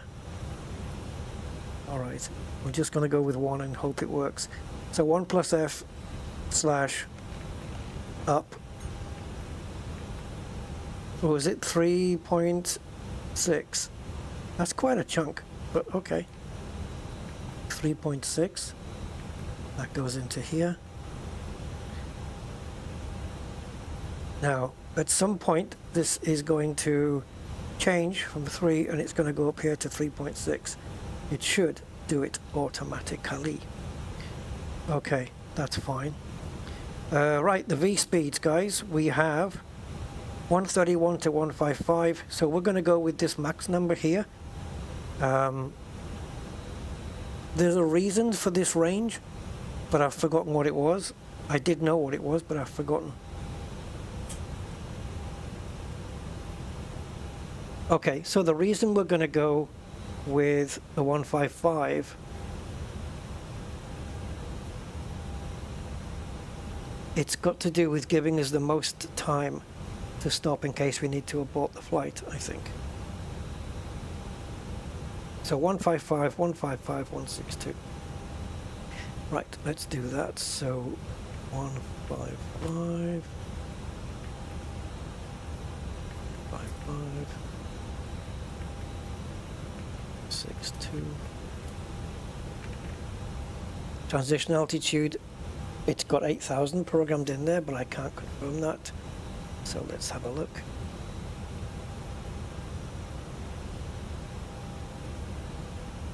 See, it would be nice here if it already had filled in, you know, you could just put departure and arrival airports and it would just know which one straight away. But we are on SBGR.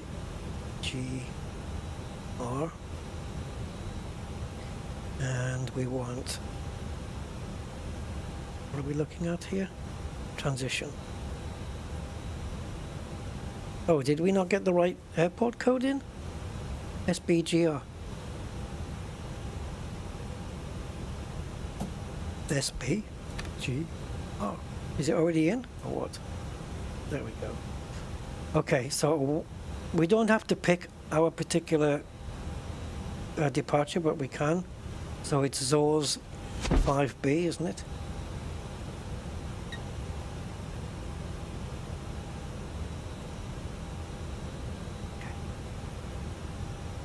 Okay. There it is. That is definitely 8,000. Is it not going to let me shrink? Oh, I can't zoom out. In, yes. Out, no. But you're covering the thing. You're covering the... It's 8,000. Okay, 8,000. So let's set the initial climb to that, just in case that's what they give us. And that's it. We're ready. We're ready, guys. Oh, the departure, sorry, the arrival information we'll check a bit later. Let's put the constraints on because I like to have it that way. Let's put that back to ARC and all good there. All right, so we can go up here now and start the APU. 1, 2, 3, go. Hello, thank you. Let's get the beacon light on. No smoking signs set to auto. Seatbelt signs set to auto. We did arm the emergency exits. We did that already. That's it. I'm going to guess that the runway is kind of dry now anyway.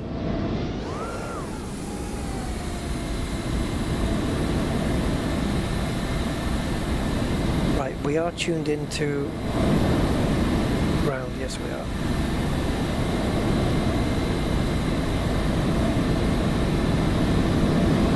So the next time we talk to ATC, it'll be to request push and start. Yeah, the button movements, I know, like just as if you were to stab the buttons. I'm just waiting for this to kick in. I mean, we've got some haze. Is there going to be some more coming? Even when we land with this plane, the wheels, the way they touch down, because you've got like 12 wheels. The way they touch down on this is actually quite accurate, apparently. Right, let's get rid of the chocks as well. And once we have the APU running, APU is available, okay. So now let's switch. Actually, this is the Airbus should switch over to that automatically, right? Let's get the fuel pumps on. Otherwise, I don't know if that APU is going to run properly. So we don't need any of these on. Center tanks. Are we running any fuel in the center tanks? I don't think we are. We shouldn't be. None of these we need on.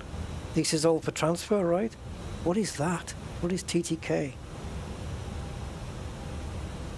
Do I need these?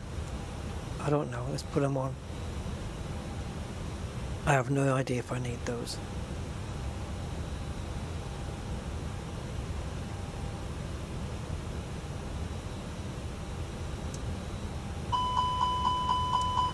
I'll take your word for it that they're all working.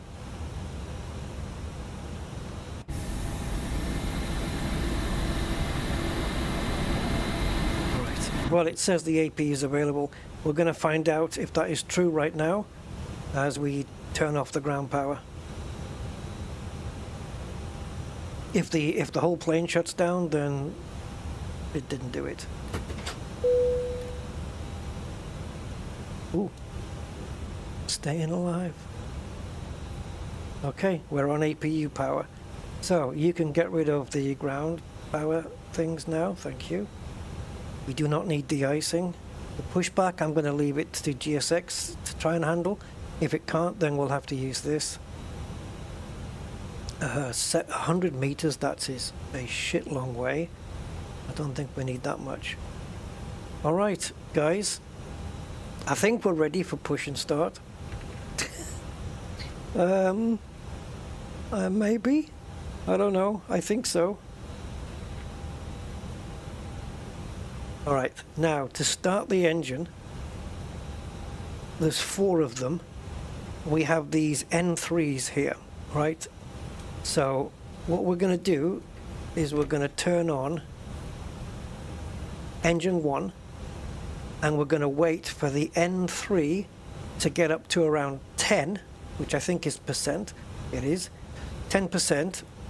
When we do that, we're going to switch on its fellow wing companion, engine 2, and we're going to let both of those power up to full. Once they are there, we're going to do the same for 3 and 4.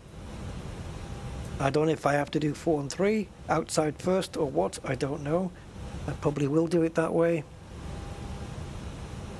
So yeah, there we go. Anyway, let's go. I'm just going to call them Sao Paulo because I'm not pronouncing that anymore.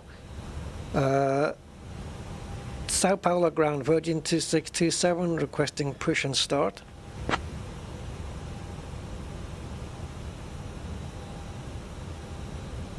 TCAS is on standby, yes. Thanks for reminding me. Pushback approved. Face northeast. Roger, pushback approved, facing northeast, Virgin 267. Alright. So to face northeast, guys, we need to go nose right. the question is, can GSX handle this plane? Has it been updated quick enough? I don't know. Let's have a look. Prepare for pushback. Yes, denata. That means it's nothing. Denata. It's not spelled that way. Right, let's see. Let's see, guys. Let's see what happens. I mean, they're walking over to the plane.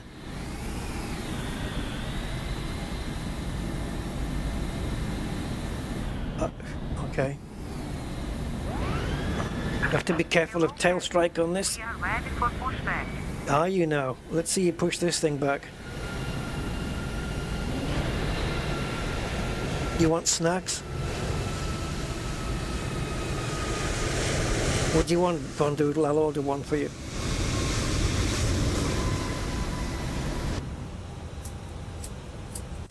Departure check completed. Bypass being intercepted. Yeah, where's the truck? Bring the truck in. Come on. What we need is to set up a camera that is specific for watching the like the pushback camera, you know? Pushback cam. I mean, we're looking through a building here. Are you actually going to do this? Obviously, it doesn't have that mechanism for lifting the plane up. I think this is quite a nose-heavy plane, so it's going to have a trouble with that. It's just got one of those sticks on it that's going to push it. It looks like it's actually going to frickin' do this.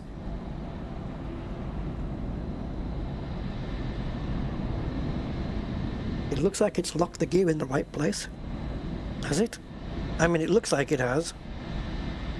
It has as well. Yeah, it has. Okay, you just want me to take the handbrake off now, don't you? The parking brake. Whoa, hello. Bye.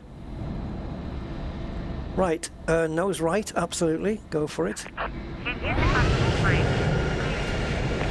Okay, parking brake is released. All engines clear. Start at wheel.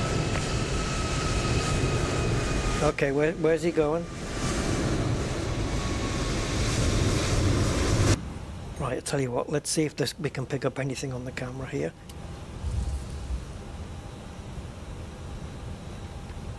Cabin attendants. It's armed not, doors, yeah, cross-check. it doesn't, Welcome the aboard wheel would Virgin normally Atlantic move, Flight but because the 267, steering wheel, heading to the Salvador nose wheel, International sorry, Airport. is actually Our locked into estimated place. flight time is It's approximately actually showing it as being 75 locked minutes. because it's the Please truck pay doing close the attention steering. to the following safety demonstration, And which also, contains important information you can do even for that frequent here flyers. and here. Fasten your seat belts by inserting the metal tip into the buckle and pull to tighten. Not sure why you would Seat need belts to, must be but fastened whenever sure. the seat belt sign is illuminated.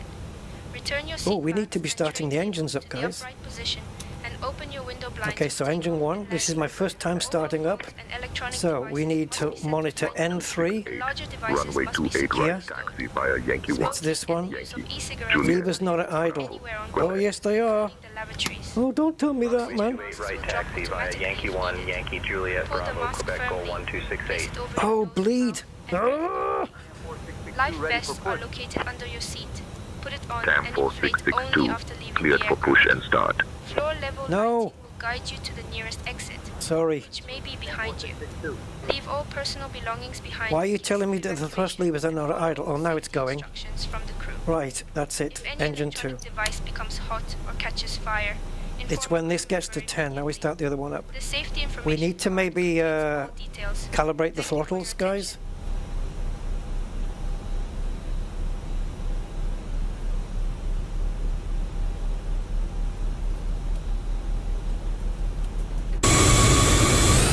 Oh, stop. You haven't even turned me around, have you? Oh, yeah, you did. Okay. Yeah, you can stop now.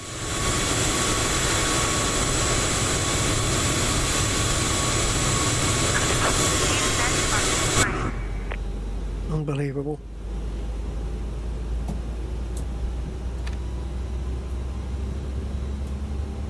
Thrust levers not at idle, really.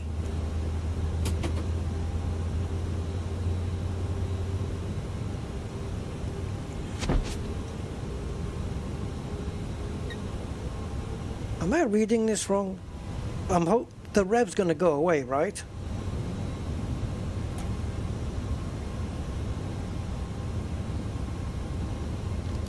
Tell me that rev's going to disappear. For a good engine start. Oh, for fuck's sake. That's not what I think it is it? That's not...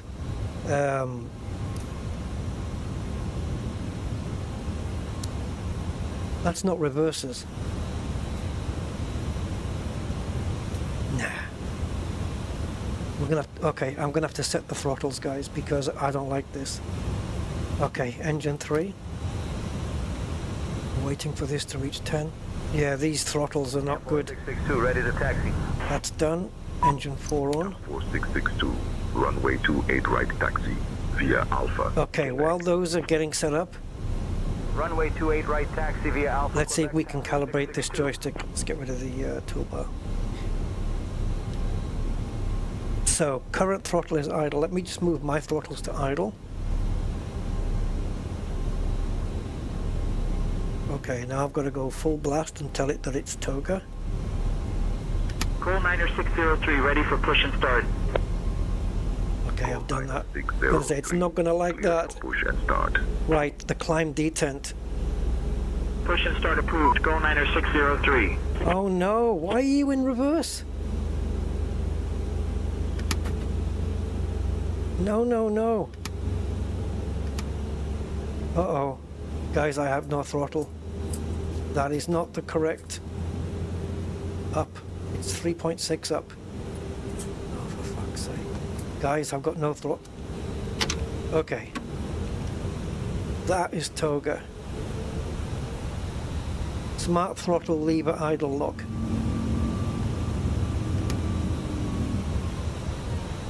Okay, now I need to go into the climb detent. There, climb. Okay, that is my climb.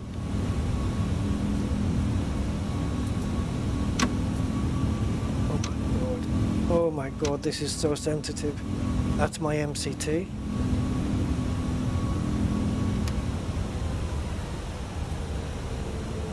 And that is back to idle again. I'm just gonna click that. Should I have done this fully manual thing?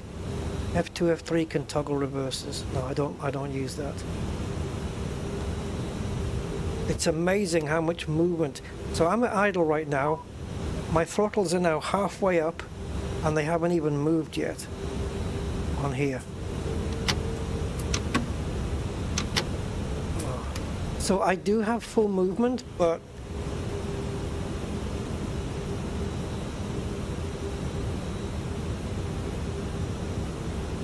Go 90603, ready to taxi. I do have full movement, guys, but it's not 03, runway 28 right taxi. the throttles are not calibrated correct at all. Runway 28 right taxi via Alpha Quebec, go 90603. What the fuck's this? No, don't interrupt pushback. Waiting for your confirmation for a good in. That's what I'm trying to do. Cockpit to ground. Engine's not started yet. I'll call you back later. Right, so the reversers have gone off the screen. Why? What's going on? TAM 4662 contact Confirm tower good engine start. 18.4. Engine's not started yet. I'll call you back later. TAM 4662. Am I dreaming here? The engines are definitely started.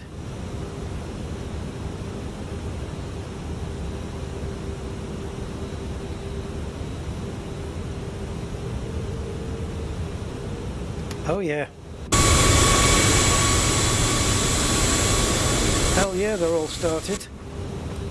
I can't confirm it with GSX. Confirm good engine start. Okay, fuck off then.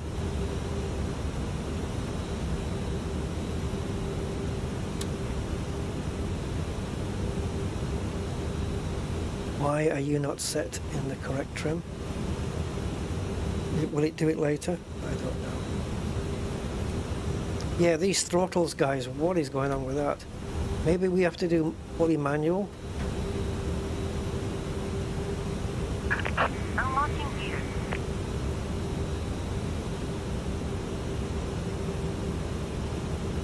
Zulu Alpha X-ray, contact tower on 118.4. Switching to tower Zulu Alpha Oh, has that knocked them all up? No trust disconnected. Bypass being removed. Honestly, the first half of my throttle movement is not doing a damn thing. Tower on 118.4.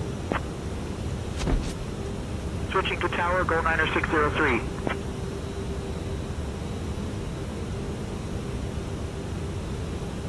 Can we have just full linearity here?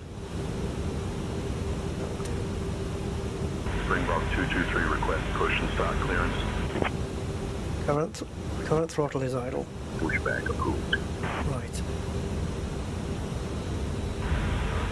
Springbok 3. Climb detent.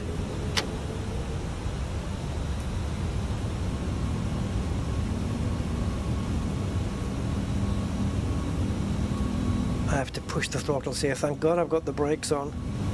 MCT. There it is.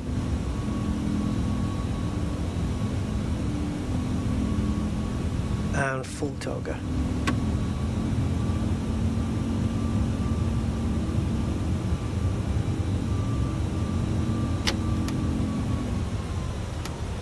Okay, that's a little bit better. Perfect, I don't know. Reverses, yes. Now they have to cancel. Thank you. Okay, I think we're good then. Oh my God. Right, we'll do that later. The only thing we need to do now is lapse down into the 1 position. I think it actually has another set of, like it's got 2 sets of elevators or whatever they're called, ailerons. 3874 ready to taxi. TAM 3874, runway 28 right taxi, via Yankee 7. Why is this guy in front of me? Lima, Bravo, Quebec. Sao Paulo ground, this is Virgin 267 requesting taxi to runway 28 right.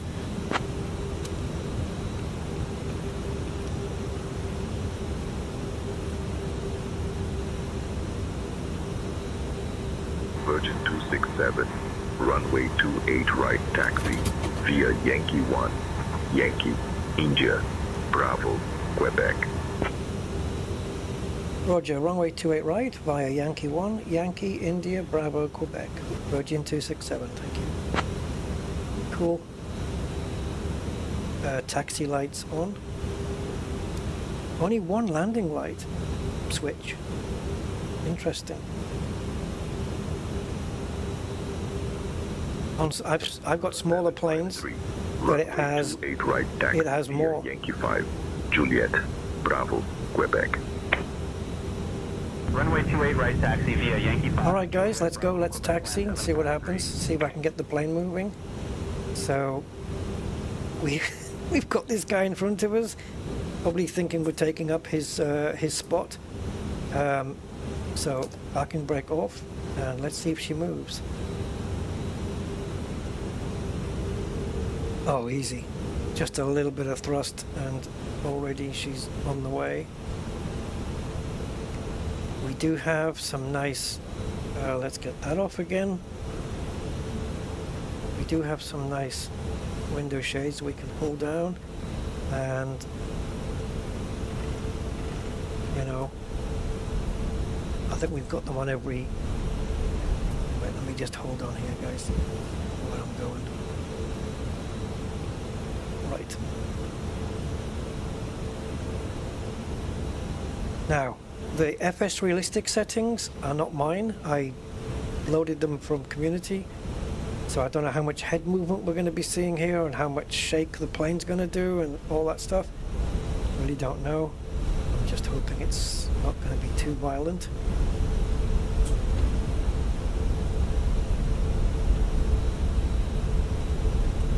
Hey Robert, how you doing, my man? You hope, yeah. See, look how much the pilot's looking. That's quite a bit, isn't it? That's probably more than I would normally have. But it actually seems to work a little bit. The only thing that the head tilts at the same time as it turns around. But, sure, okay.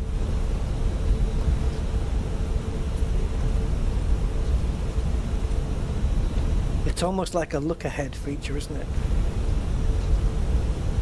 See, it's important that we get the throttle set up, because when I blast them all the way forwards, I want full throttle, you know.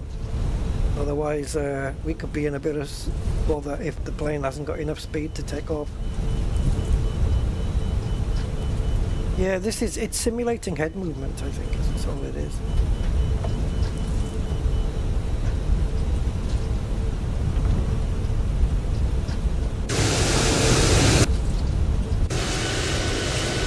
This is a goddamn big aeroplane, Jesus Christ. Right, I think we're turning here to the right and then going up the other taxiway that you can see there on the right hand side. Actually, we missed the turning because the live map that I have on SayIntentions, it doesn't keep time very well. It's kind of a little bit laggy and delayed. But in this case it's fine, we just take the next exit here.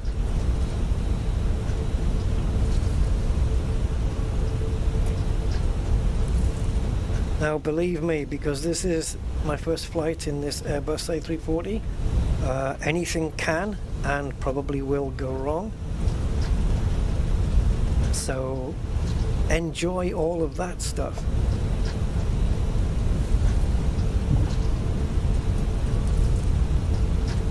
The live map hasn't updated my position for a while yet. Why? Why is my plane static here? There we go. Thank you.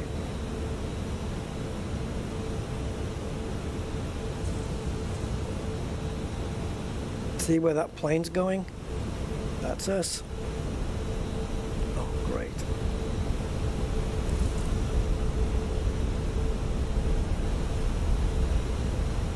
I hope whoa, I've been looking out for another plane and, oh, okay, so here,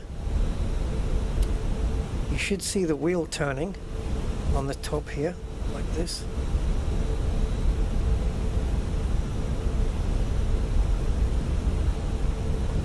So you'll be able to see the wheel as I steer it. And it's got the lights as well, so if I put landing lights on and stuff, all the lights get shown up on the display here as well. So if I put landing lights on, see? Cool.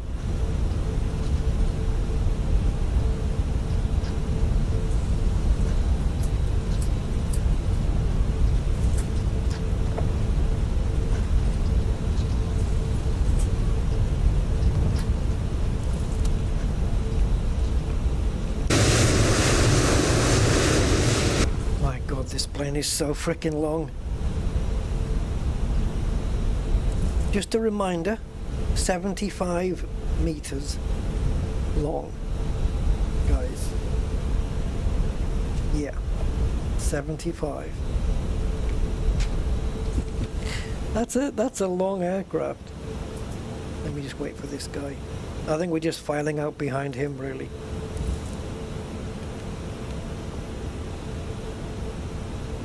So that's how much throttle I have on. And we have to remember when we take off to, even with all the weight that we have, that we will be going back to the climb detent as well, which is going to be a bit less power.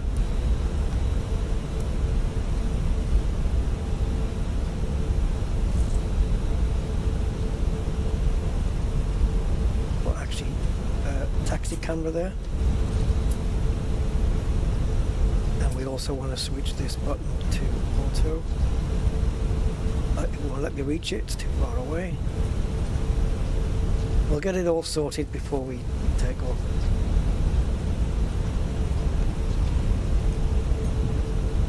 Now, shouldn't they be passing us over to the departure?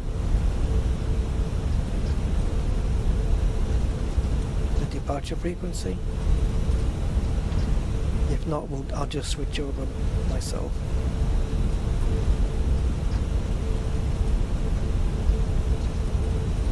Normally when we get to the runway holding point, they should switch us to, ask us to switch to departure.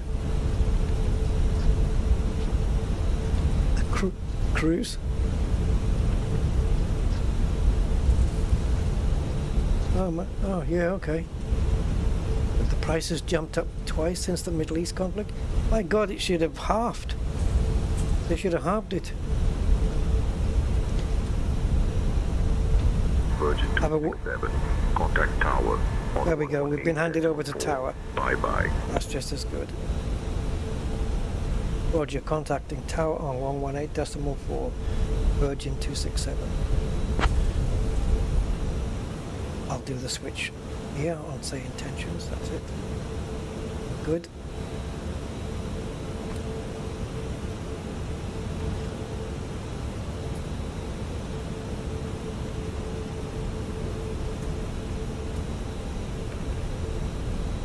Yeah, I think you can even ask tower for push and start as well.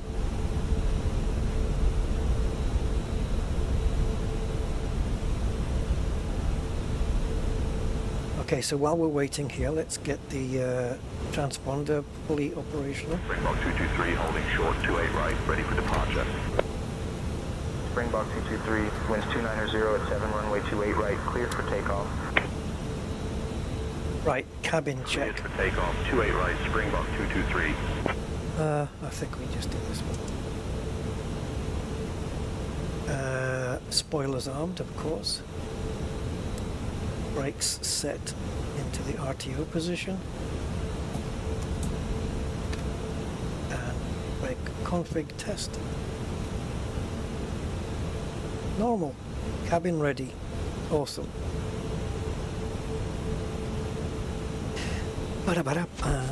So we're next, guys. We are next.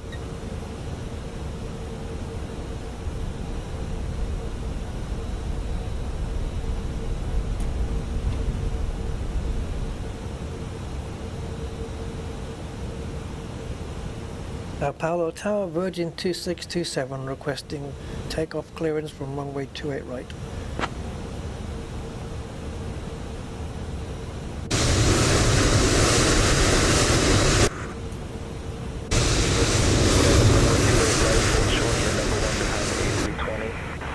So we're number one behind the A320. There is the A320.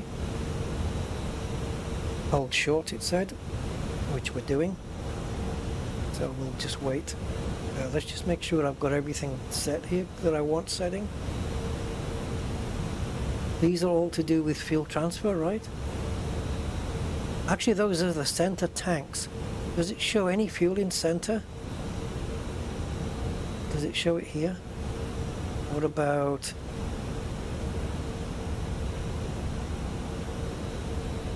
nothing. 0 in the center tanks. Whew. Right, okay, we're good. So we don't need the center pumps on. These are just for transfers, I believe. But we don't need those on. And let's put the nose into takeoff. And put the landing lights on now. Virgin 267 heavy, runway 28 right, winds 290 at 7, cleared for takeoff. Roger, cleared for takeoff, runway 28 right, Virgin 267. Oops, wrong button. Roger, cleared for takeoff, 28 right, Virgin 267, thank you. Alright guys, let's try and take off in this humongous long-bodied bird in the capital of Brazil, flying over to I don't know where we're going, somewhere.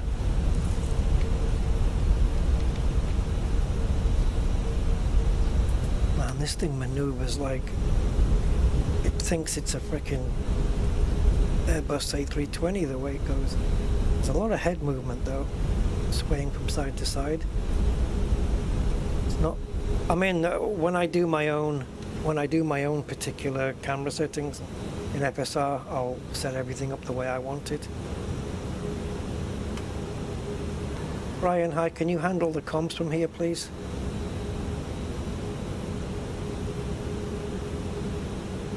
I'll take over the comms from here, Rusty. You? All right, I guess we're ready then, guys. Let's, this is gonna be fun. Let me just switch this down, actually. I want to just more close up with this.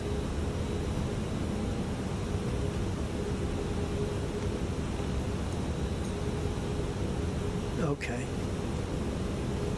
Right, first time, guys, let's go.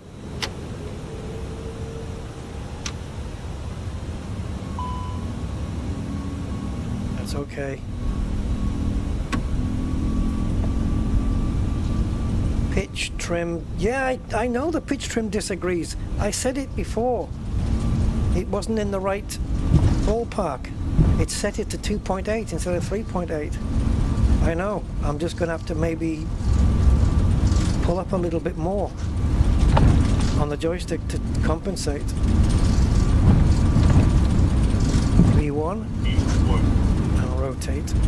Okay, oh, that was easy. We got up easy. Positive climb and gear up.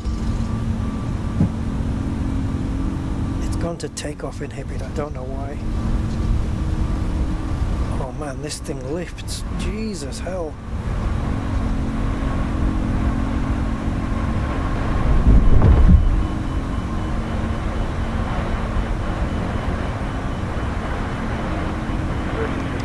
Contact departure on 119.25. When are we going to have to go to climb? There we go. Switching to departure on 119.25, Virgin 267. Okay, autopilot is on. Laps are up.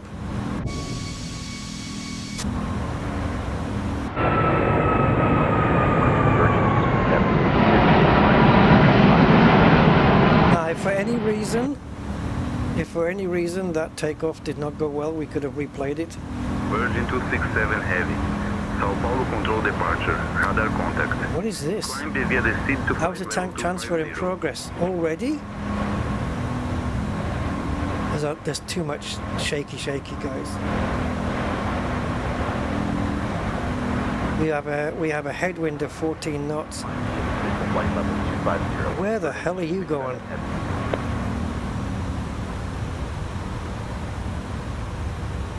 You see, that's just weird. The plane is doing the correct thing, but the head movement looks like it's going in the opposite direction. That is bizarre.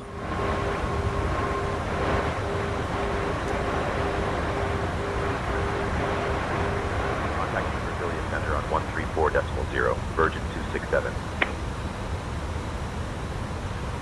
Yeah, sorry, I'm not having that shit. Oh, it's still doing it. Oh my Center, god. Virgin 267. Good evening, 7500 for flight level 250. So what else is there then? Head anticipation, which I've turned off.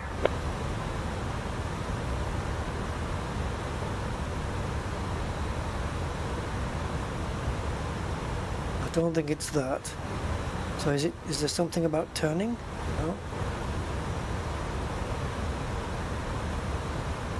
Control lean. Yep. Oh, that's off. What?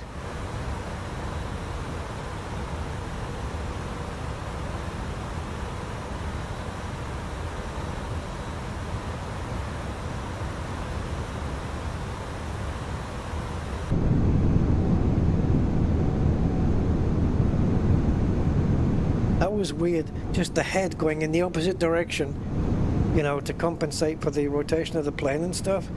That was freaking bizarre.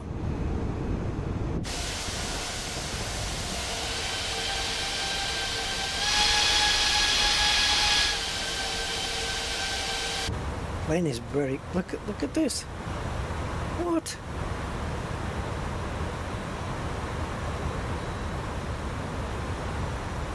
What the hell setting? Hey, the thing is, I don't want any of this head leaning movement stuff going on while I'm landing.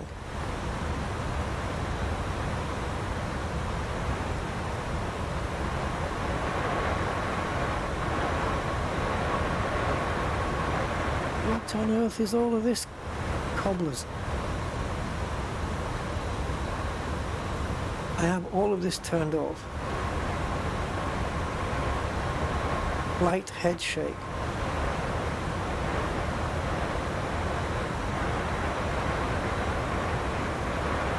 Okay.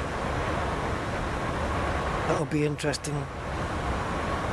So now we want the movement of the plane like this, kind of turbulence or whatever, just turns down a little, the intensity perhaps. Let's turn it off. Yep.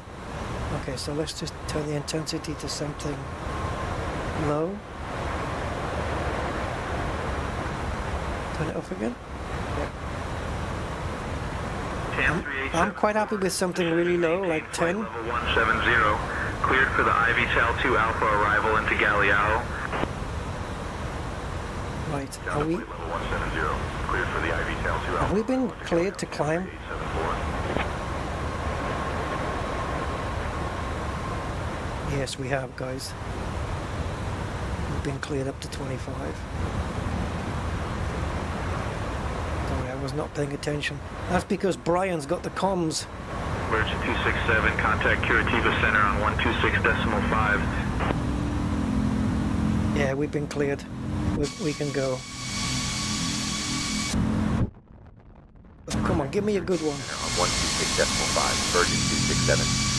Virgin 267, yeah, that's us. Yeah, so it said Virgin 267 heavy, contact departure, climb by the SID to flight level 250. With you, flight level 080.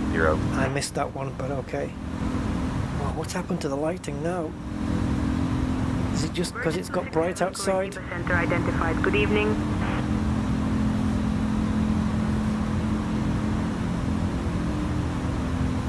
And then we've Dear got guests, this. the use of approved electronic devices is now permitted in flight mode. Cabin service will begin shortly.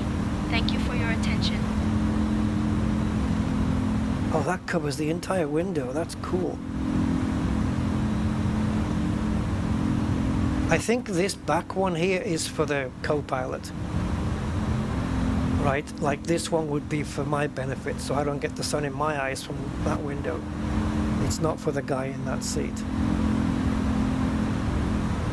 Okay, so all of this is clear. The engines are running. That looks okay to me. Nothing looks like it's overstressed or anything. Air conditioning is sweet as a nut. 24 degrees, perfect. 22 in the cockpit. Spot on, couldn't be better. Constraints are on, now we can move this up to 40. Let's do a peek over here. Okay, flyby.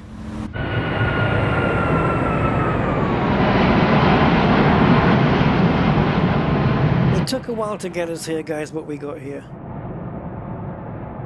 No, it doesn't conflict with Chase Plane. FSRealistic Plus actually works with Chase Plane. It works together with it. As you can see here, Chase Plane, see? Oh, I can't load that in, but any of these camera things like head shake, you've got a Chase Plane option here as well. So yeah, it actually works with it, which is really neat. Now the landing, it should be a case of just getting down to 40 feet, flaring the plane a little bit, and then between 20-30 feet off the ground, we'll kill the throttles and just let it just drop onto the ground. And it's constantly recording us as we're going. It's got the replay here. You see, it's been replaying for the last 1 hour and a half, and I can rewind right now, say 5 minutes.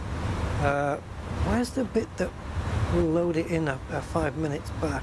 Like if I pull this back now all the way, it'll take us back to 27 minutes, is that right? I don't know. I would have thought it'll put us back on the runway if I rewind that. I'm not going to do that though. 74, descend and maintain flight level 170. But there's something I've seen somewhere where it talks about 5 minutes. Maybe when you press play, you can go back 5 minutes or 10 minutes, whatever. No, there's an automatic load and save every 5 minutes, which you can adjust.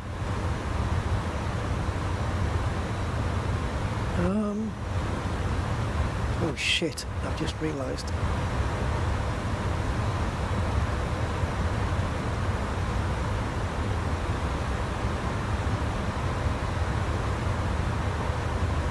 I can't reach it properly. God damn you.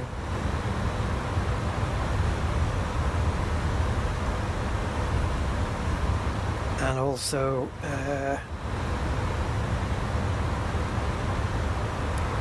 landing lights can go off.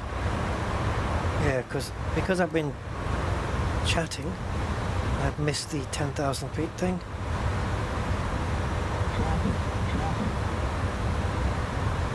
See, why are we getting traffic?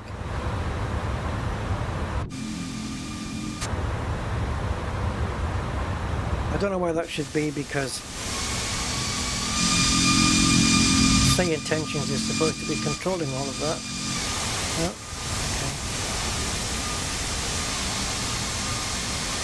okay. It was 2:30 in the afternoon when I first put this plane on the ground. It certainly isn't that now. Right, we're going to be nearing flight level 250, so we should get cleared up to the cruising altitude. We're going to be reaching 25 here, but... Oh, sugar. That's what that was. Of course. Remember I said that what's this arrow doing here? Right at the beginning of the flight plan? Duh. Right, this arrow indicates this is the moment the plane is going to reach this. And of course, if you remember, my initial altitude was set to 6,000. And that's what the arrow was indicating on the flight plan. That was the place where it was going to hit that 6,000.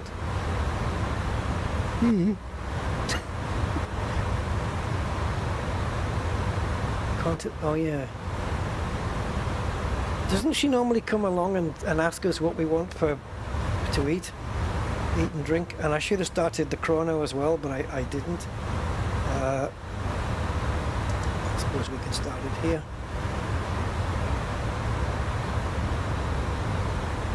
I mean, we've already been in flight for... Yeah.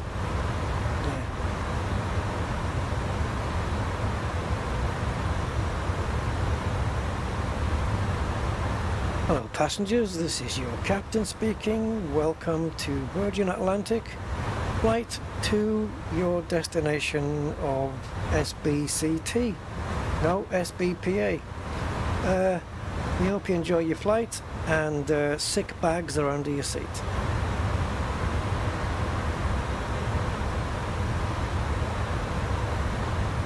Virgin 267, climb flight level 340. There you go.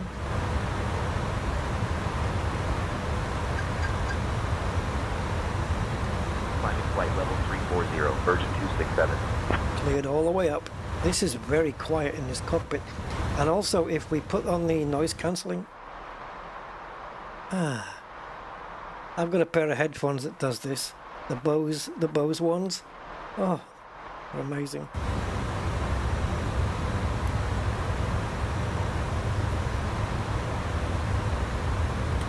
Mayday, mayday.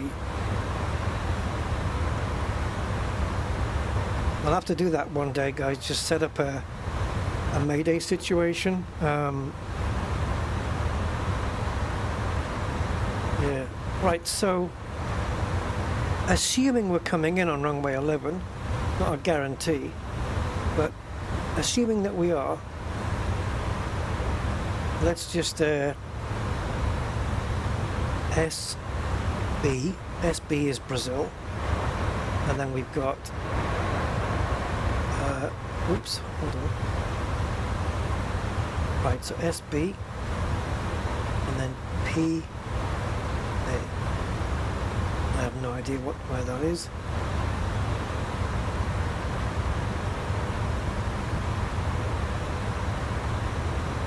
Right, so there's our route. Yeah, I don't know what airport we're going to. I don't know what it's. All right, so let's have a look at some of the descent details and stuff. We'll take a look at the star in a second. So coming in on ILS runway 11. Hopefully, that is what we're coming in on. So if it is, the approach course is 109. But the Airbus should already know that. The come on, Rusty. The ILS frequency is 110.3 ILS. The Airbus should know that as well. Airport elevation is 30, so decision altitude is 200. Oh no, it's 11 feet. Airport elevation 30, sorry. Yes, the runway is 11 feet above sea level. Wow, that is almost spot on. And decision altitude is 200 above. That's Cat 1. 211. X-ray I direct. prefer to do the 200. Runway 33 approach. Descend and maintain altitude 5500 feet until I think altimeter 1009er. I've always believed we were flying Cat 2, but for this plane, I don't know. I'm going to do this one. I'm going to put it in as 211 because it's a big plane, and if we need to just suddenly pull up, well, we have a big plane, like I said. So our final, or our glide slope capture is 1660. So I'm just going to confirm that on the MCDU. Just drag it down. It should. There we go. No. There we go. Wait, there's an 8,000? 800, I mean? No, 8,000. Keep going. Keep going. One more. Yeah, 1660. There we go. And then this one is on the ground. 5 miles out after that. I think we'll be capturing the glide slope at 27 anyway, personally. I think we'll capture it up here. And then we have to come down to 1660. Alright, the plane will obey all of those constraints on the way down by itself anyway. As long as we get 109 and 1110.3, it may already have it in, I don't know. Not yet. Does it put it in though? It would put the course in there and the frequency here. Will it put it in a bit later? I don't know.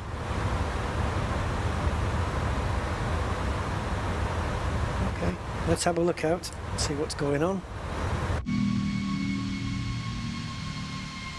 And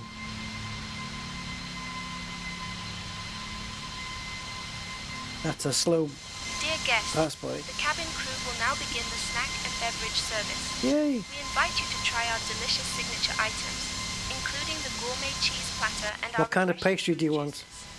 After the service, selected items from the Virgin Atlantic shop will be available for your convenience. Thank you for your attention.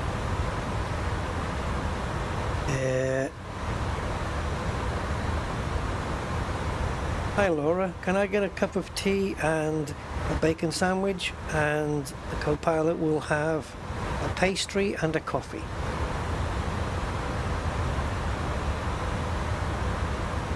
Understood, Captain.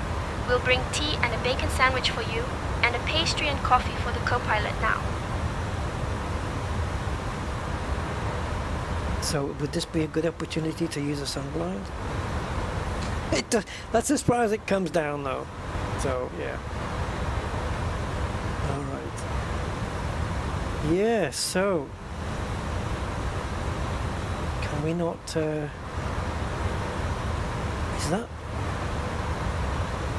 Oh, look, there is no... Wait, there's no off here?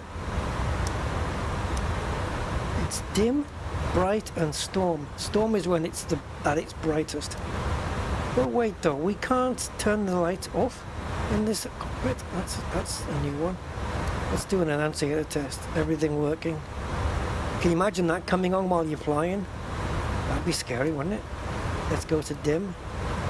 Just dim everything.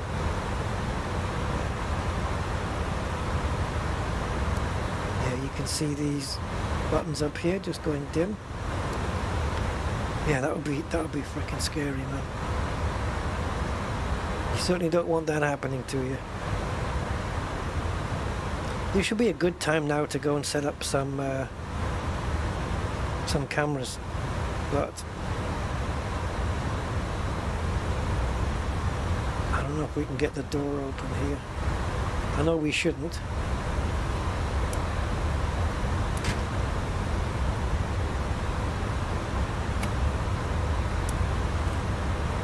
I don't think there's people on board yet. Well, we can go down here and just set some cameras up on like internal cameras on the wings. But how the hell far do we have to go to get to the wings? It's like we're in a train. Captain, we are currently preparing your tea and bacon sandwich, as well as the pastry and coffee for the co-pilot.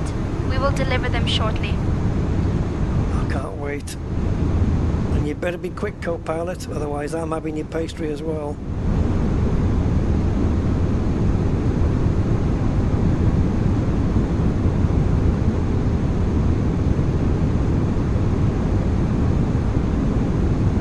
Right. Did I just do this the wrong way though? Because I can't set up this camera from here, can I? I needed to do the whole thing through chase plane. Yep. I needed to do the whole thing from chase plane. I can't save this camera position because it doesn't work. The whole Microsoft Flight Sim camera system just doesn't work with chase plane. It gets disabled. So this is the only chance we're going to get to see looking at that. Damn it. I'll set it up another time when I've got like plenty of time on my hands. Right, so all this is pretty much exactly the same apart from the design of the buttons here. It's pretty much the same as the, at least I think the design of the buttons on the Phoenix are different to this. Are they this flower shape? I can't remember. But other than that, this is identical to the Phoenix. We have the approach mode there, we've got the landing system there for the dots on the screen there. Nice. It's all identical. The only difference, major difference here, with this compared to the A320 is the fact that we have 4 rockets attached and 4 separate throttles. I'm not going to move them individually. I only have 1 throttle controlling all of them, but yeah.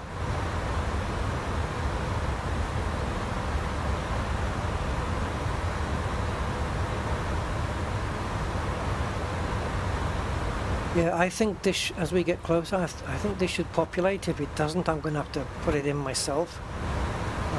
Make sure I do. And then the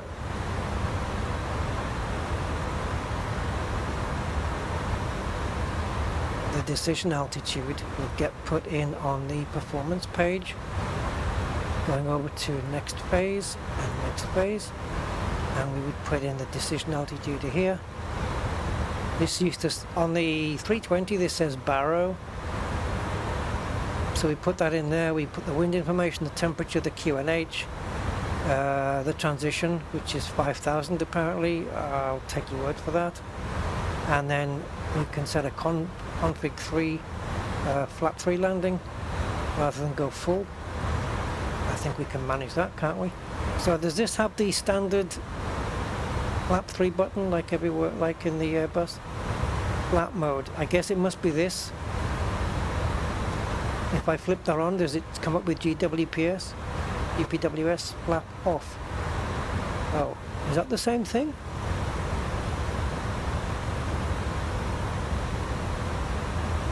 It's the same kind of message, but it's not the same wording.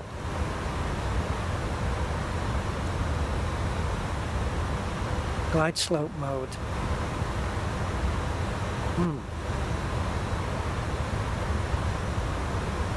Okay. Let me just quickly look something up here, see if I can find what these differences are.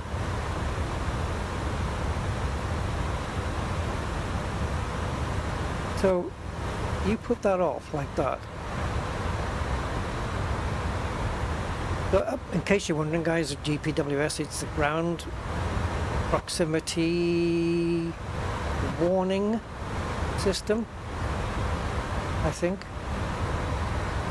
GP is ground proximity, I think it's warning system. And then flap off.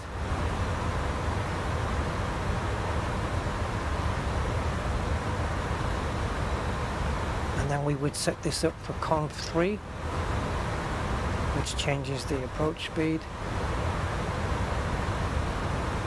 Okay. But there's also...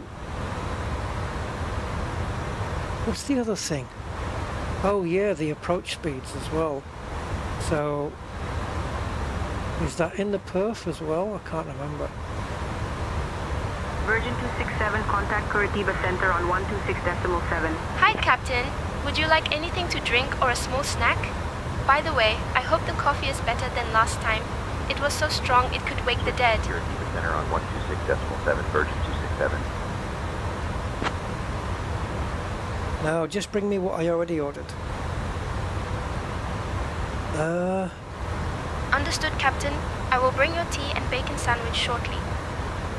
Yeah, you will. Hurry up. Center, Virgin 267. Starving. Good evening, with you, flight level 340. You know, I could actually frickin' eat one right now.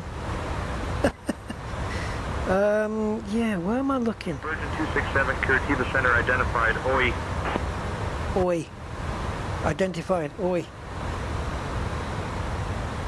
Pure prediction. 7 minutes of extra time in case we can't land at this at 7 minutes? What? That's not enough. And a ton of fuel? We're gonna burn through a ton in 7 minutes.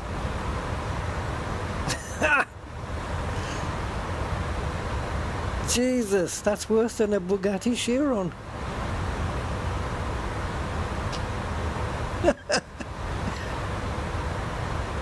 Which, by comparison, guys, full speed, Bugatti Chiron will empty its big fuel tanks in 12 minutes. Can you imagine that, filling up at a station and then doing like 260, 270 miles an hour, and then after 12 minutes your tanks are empty? Jesus. Anyway, yeah, there was something else I was looking up, that the flap setting. Guys, what the hell? Isn't that on the approach page? Oh, wait a minute.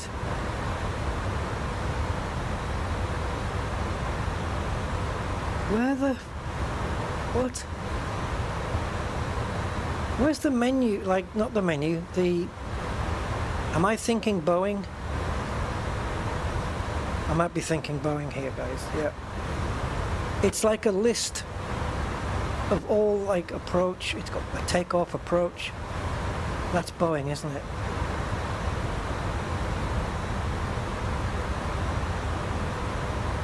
Yeah, so we've got the cruise phase here, the descent phase, and the approach phase. And then you got the landing. Oh, I am thinking of Boeing. Yes, flaps 30, flaps 40. Captain, your tea and bacon sandwich will be ready shortly. You said that Did you before. hear about the airline catering? They say it's so good, even the peanuts are on a first-name basis. Laura's going to have to get sacked. You see, with this AI, you can choose funny crew members, or you can choose professional crew members. I'm pretty sure I've kept everybody to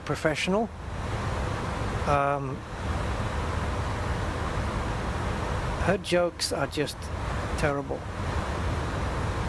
Like, she's not funny. And she's definitely not a professional, like, stand-up. What is going on with her? Even the peanuts are on first night. What does that even mean?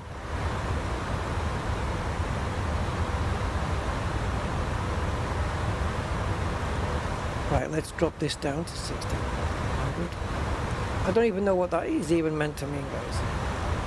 But I guess she knows.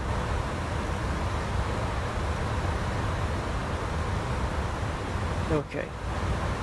Right, so it's armed to go all the way down to the final altitude. Yeah. Now, if this is anything like the Airbus A320, when we reach top of descent, I'm going to have to push this button down, push the button in order for the plane to descend. If it's smarter than the A320, it will go down on its own. But I think this plane is earlier than the A320, isn't it? Didn't it come out before? I can't remember. I might be wrong thinking that the Airbus A340 has been in service since 1997, but I think I read that somewhere, but I could be wrong. Oh baby, look at that, four vapor trails there. Oh, sweet as.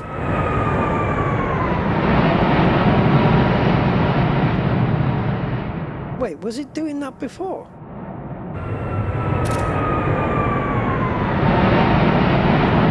No, I'm sure this program before would do a flyby like that, and then it would just leave it, the plane going into the distance, and I had to press the button again. Look at that, going through the vapor trails.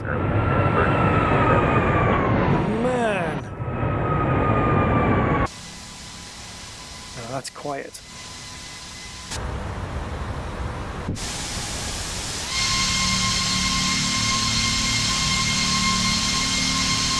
There's your thumbnail.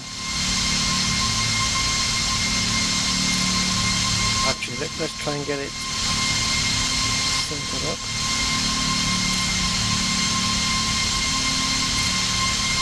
I don't think it's letting me take any screenshots here. Flight level 170. Cam 3219er radar contact. I'm not hearing the camera click.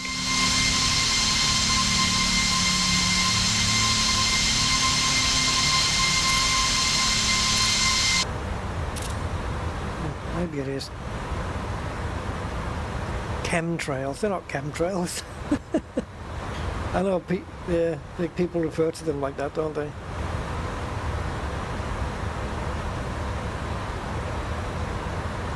I have to figure out what this is. It's climb 1.262. Right, ETP guys, so this is the middle of the flight here. What have we got to go still? There's top of descent.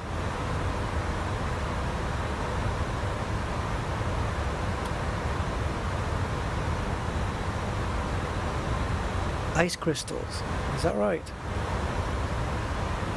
I mean, up at this temperature, doesn't surprise me. It's minus, I can tell you what it is. Can I? Actually, no, it came up on the MCDU, didn't it? Oh, what happened? Oh, we got a sub. Hey! PZ Solman, thank you for subscribing, thank you. Look at the heat haze from the engines. You can just about see that one, and the inboard one here you can't see at all.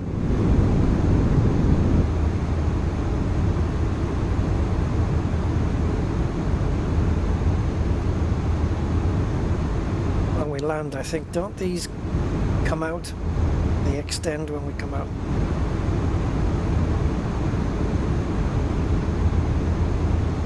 Yes, baby. That's why everything's so bloody quiet. It's frickin' Rolls Royce. What do you expect? Should you have a look through the binoculars? I don't think we're going to be able to see much.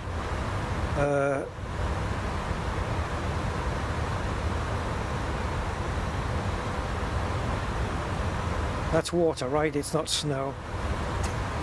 No, it's water. I have to remember we're in South America here. It'd be nice to do a flight from, say, like northern Alaska or something like that. That would be cool. Like where it's really cold and snowy. Maybe somewhere into Canada. 5 likes, Van Otter? Jesus. Like. Thank you so much.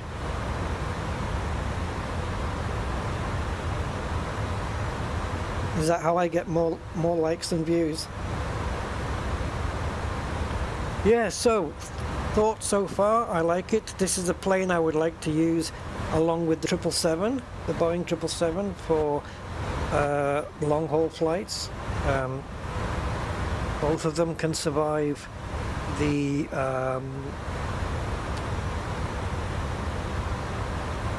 what do you call it? The increased sim rate, you know, doubling it to ×2 or ×4 speed. They can both handle that. And we've seen that SayIntentions handles the sim rate being very slow, so it should be able to handle it being fast as well, I would say. Those clouds look really nice. Is that pollution?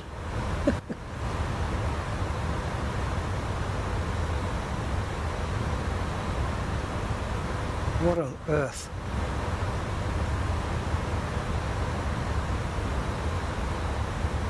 They look like spare bulbs. Are they? They're not spare bulbs, are they? Like for use in the above lights. Oh my god, that is way too bright. Oh, I've still got the cockpit door open, guys. That is so naughty. It's just I was waiting for my bacon sandwich. That's my excuse.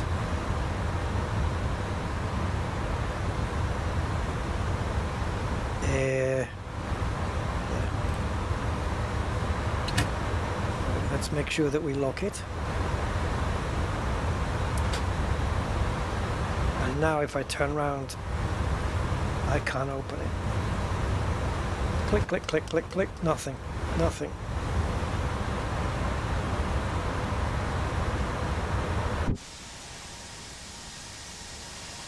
Honestly, that don't hear a thing.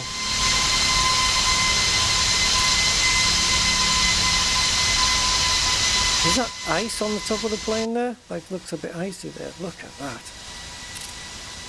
Look how long this plane is. Holy crap.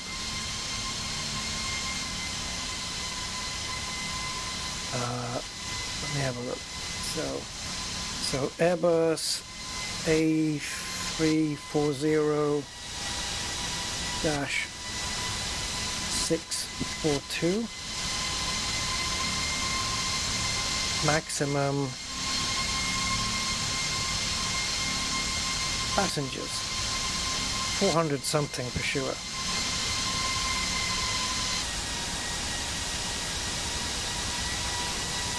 Oh, okay. Right, so normally 320 to 370 passengers in a standard 3-class configuration, which is what this is, right? We have economy and we have business class and first class, we've seen that. But it says high density layouts can accommodate up to 475 passengers. Now we are carrying 421, which means that this plane is the high density layout.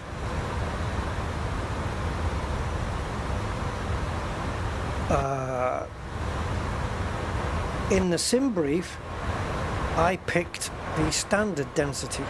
I didn't pick the high density one, which is weird because if the standard density only takes 370 passengers maximum, why the hell did SimBrief put 421 passengers on this plane?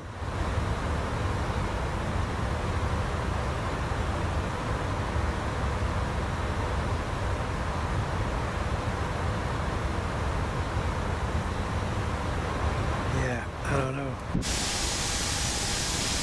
So the back sounds really... This is where all the noise should be coming out. It should be booming from here. And the front will be quieter. The front, you're just hearing the fans basically, I would think. So out the back, that's where all the bass is. The subwoofing. Oh my master. Yeah, so for more regional or, you know, inter-country flights or something like, say, Germany to Netherlands, or, you know, Switzerland to Scotland, or Spain to Italy, you know, those kind of flights, then we can pick 737s and Airbus A321s and stuff like that. For the long haul flights now, we have a fully study leveled 777 Boeing, which is brilliant, gorgeous plane, and very nice updated interior, very nice, very computerized. And we have this, which is it's an older plane. You know, like I said, there's only, you know, there's like 117 of these left in the skies. I think there's only like Lufthansa still operate them because they've requested newer aircraft, newer types of aircraft, you know, maybe like the A350 and stuff, but because of delays in getting those planes, they have stuck with the Airbus A340. There's also other carriers that still stay with this plane as well. So yeah, there's a couple, but I don't mind sticking a fictional British Airways livery on this and running it from out of Heathrow or something. I don't know if Gatwick has got runways long enough to support this. I think it should have. Heathrow definitely will, 100%. Gatwick should have as well. Yeah, Gatwick should have. But yeah, so let's have a look here a second on the flight plan, and if we come over to the end bit, what was our... Oh, I know what it was. It was Books 3A, wasn't it? Our star coming in. Arrival. Books 3A. Books F3A. There we go. So this is our coming in bit, and we're coming in via. Let's have a look.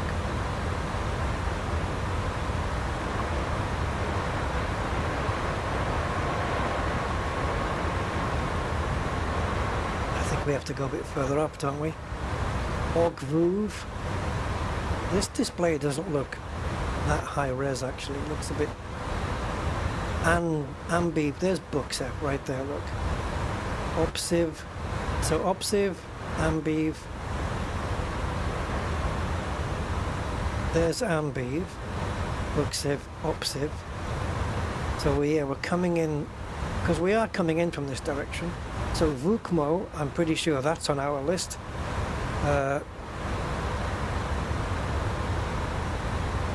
There it is, Vukmo to Vagel to Opsiv. So Vukmo to Vagel to Opsiv. So this is how we're coming in. And then we're going to hit this to there, then Anbiv, and then Ogvuv, which is where it ends here at 4,000, right? Ogvuv. Which we know that is correct. If we go down.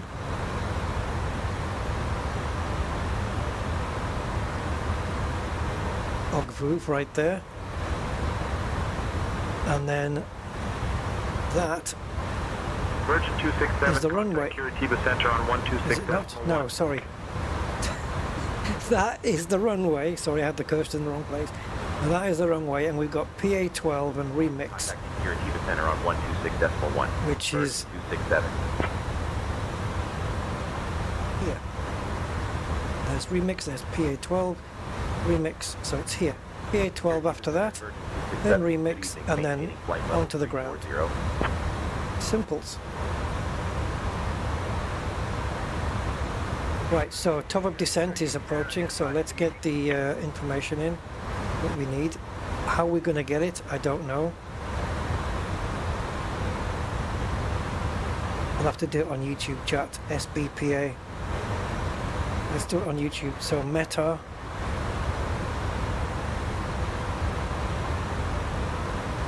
SBPA. And we'll fill in the destination data.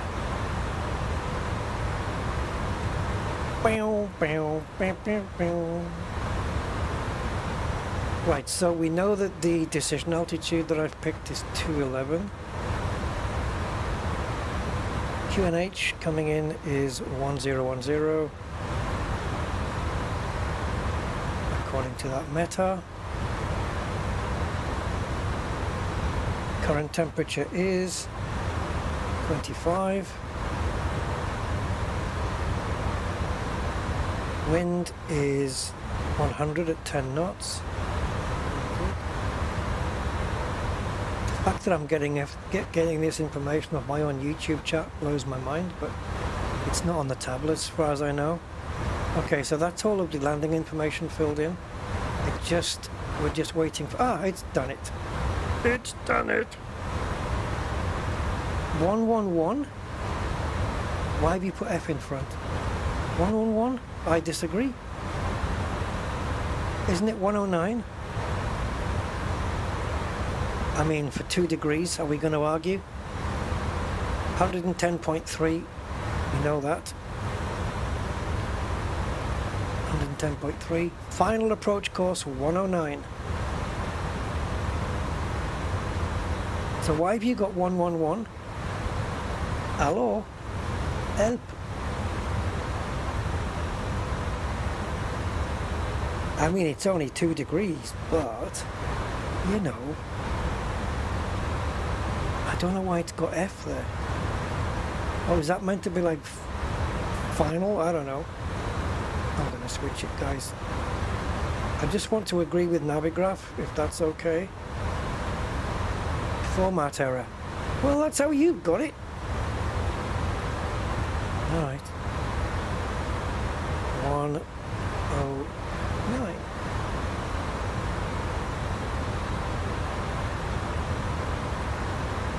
Cool. So we also have course here as well, but I think that might be for up here for the VORs, I think. No, don't know. I've always just done it here. So that's it. It's got the ILS frequency. It's not like in the Boeing where we have to put it into the radios or anything down here. We don't have to do that. It's all done on the display. Yeah, very, very cool, man. Very, very cool. I don't think the plane is going to descend. It's 40 miles away from top of descent. I don't think the plane is going to descend on its own like the Boeing does. I mean, I'll have a look, but if I leave it, we're going to be descending a little bit late, which is fine.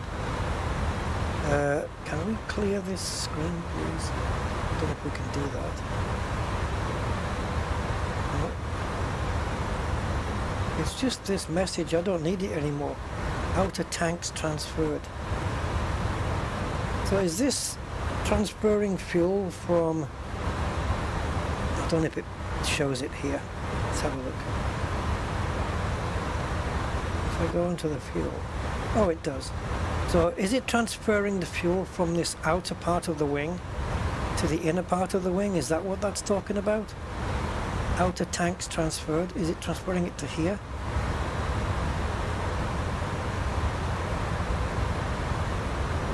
I don't know. We've used 10.5 tons of fuel so far. That's not too bad. So there's no way it's burning a ton of fuel in 7 minutes then.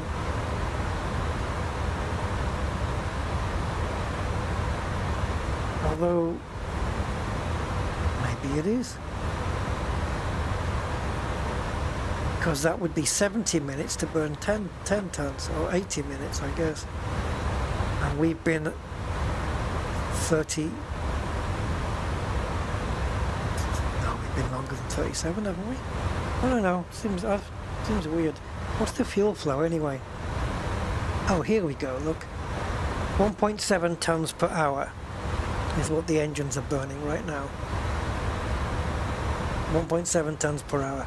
That makes a bit more sense. Jesus Christ. So there's your bleed. You've got your pressures here. Your cabin pressure, which, I don't know, I'll have to go through that. Electric AC, electric DC, hydraulics, CB, no idea what that is at all.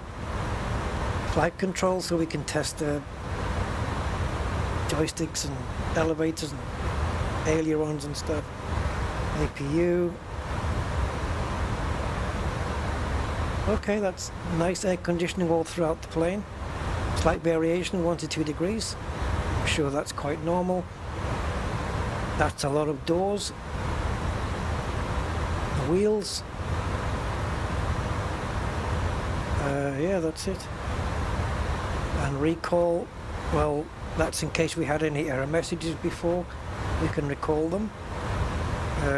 And then if you have a system selected like wheel or bleed or engine, it will just put up whatever the information is, right? But the moment you deselect, it will put the information here that is pertinent to your flight, which is right now we're in the cruise phase, and so it puts the cruise screen up. Basically, that's all that does. Okay. What a lovely time of the day it's got here. And look at this great big grey streak. That is the longest cloud I've ever seen. Automatic fuel balancer. Yeah, it's just for your information. Yeah, indeed. I'm just curious, like, does it stay there the whole time, or can it just be there for like 5 minutes? Or once you've seen it, can't you just clear it? I don't know. What happens if we hit recall? Oh, is that okay? Yeah, it's normal. Nothing to recall there. Oh, is this? Oh, this is for the compass.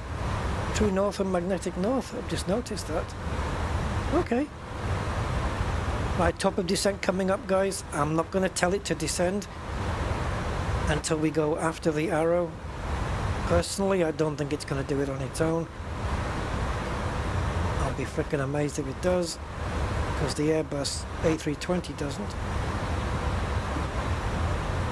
So if we hit this arrow and that needle here suddenly drops, but I don't think so. I think I'm going to have to command it to do it by just hitting this. I think we actually pull the button out, don't we? We pull the button out and the plane just goes down. Ooh, look at that changing. Jeez. Right. Come on.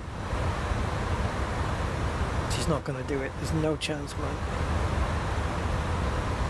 Nope. Nope, okay. Down you go. See, we're high now.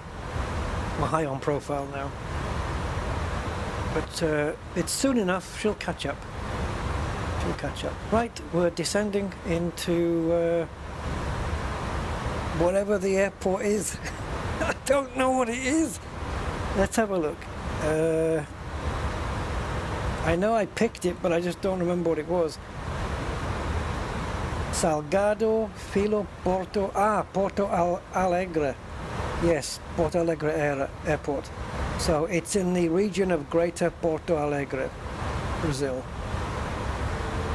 Yeah, Porto Alegre Salgado Filo International Airport. Obrigado, obrigado.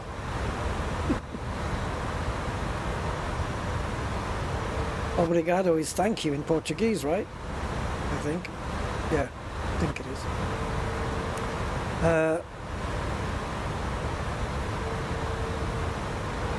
The only words I know in Portuguese is obrigado for thank you, and os lados, which means ice cream, I think. That's all I know. Yeah, enough said. I don't know. So anyway, in terms of flight, I think the Boeing 777 is a little bit faster in the air at cruise than this. Not by much, but I think it is a little bit faster. But the fact that we're hitting here 305, 306, nah, you know, it's knocking on the door of Mach 8, Mach 0.8, sorry. Porto Alegre, QNH 1010. See, we're already back under the profile, look. Yeah, so we're at nearly Mach 0.8, which I'm sure it'll quite happily go there. 80% speed of sound. That's quick enough, right? Jesus, fast enough.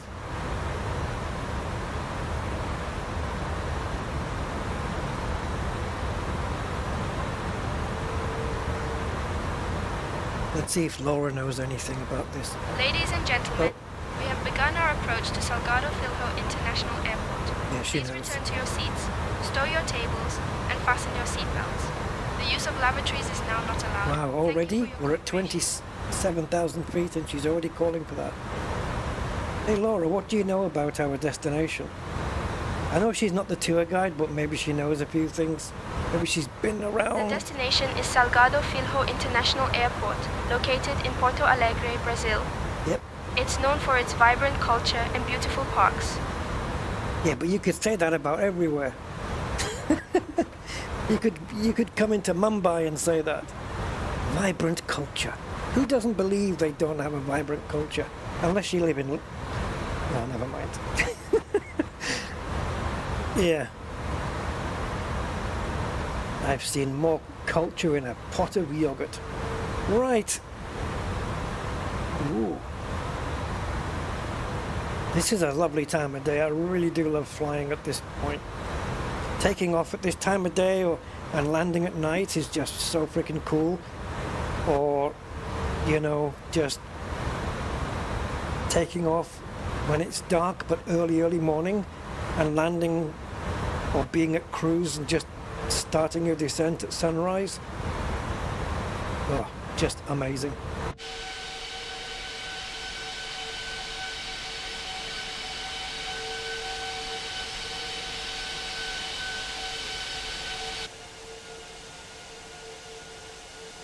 That is a big... That's a road, right? Wow. That's what you would call a main road, I guess.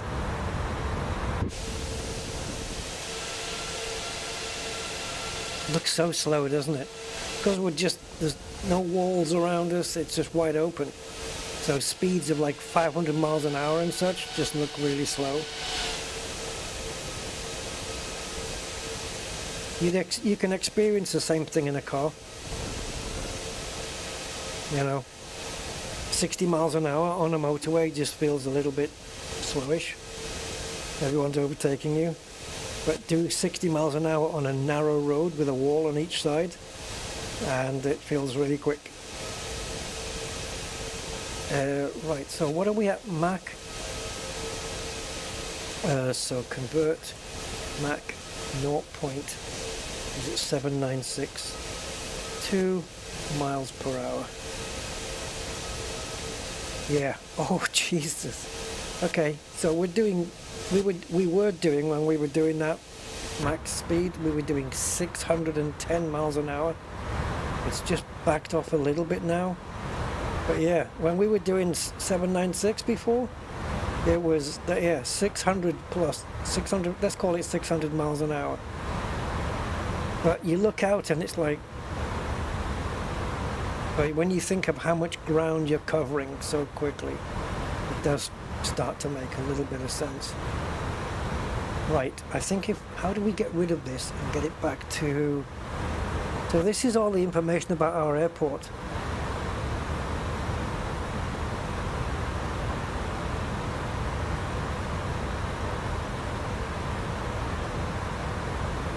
If I go to landing performance, oh, it puts the QNH. Oh, you've got everything here. The QNH is there. The outside air temperature there, 24. That's warm for this time of day, isn't it? Jesus. And the wind landing config.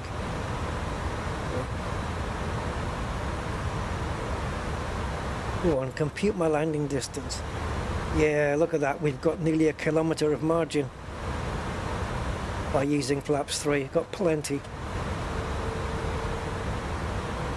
Oh, we got the METAR here as well. Okay, now I know where all this stuff is. Does it have the METAR on the takeoff? Well, it doesn't, but it's got everything we need to know here. The wind, the outside air, and the QNH, that's fine. And there's the METAR for landing. Oh, right. Now I know.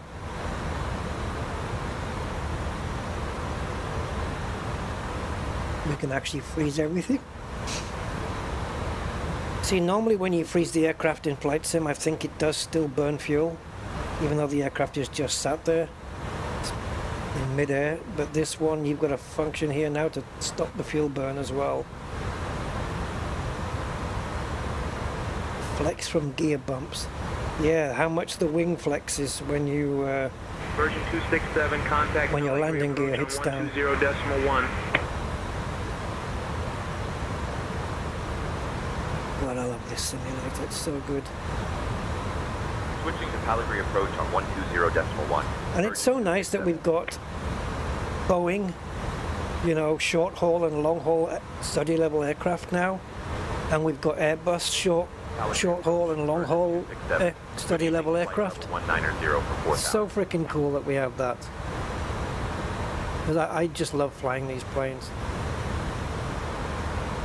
And then we have to get the co-pilot in here somehow. 267 Heavy, Palagry approach. That's us. Identified. OE cleared OGV UV transition. Expect the ILS Yankee runway 11 approach into. Oh yes, baby. Okay, we've been given the same runway but a different approach. Decelerate. You know what I'm going to do? I'm going to put the speed brakes on. Cleared OGVV transition. Expect. Why are you asking me to decelerate though? Do you have a constraint that you need to meet? Oh yeah. Oh yeah. 250 by the looks of it. Well, actually 295 here, but in 8 miles it has to hit 250 by the looks of it. And it wants to try and meet that. Is that why you're asking me? So on the wing now, we should see, there it is, the slats are up. And we've got some beautiful wing flexing there.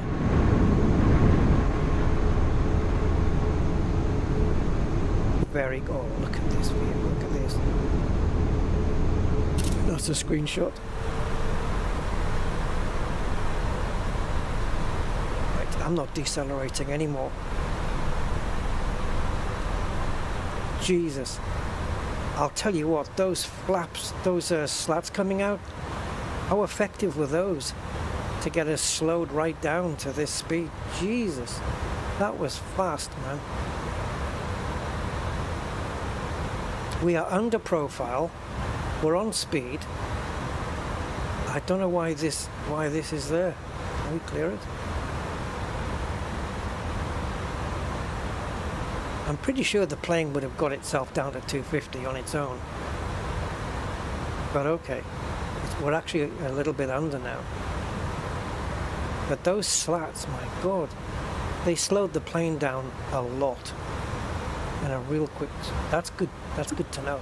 That's good to know. If I ever get too quick, I know how that, but then again, I could have just pulled them, you know, like halfway and just slowed it a little bit. But I just went full on. But it's fine.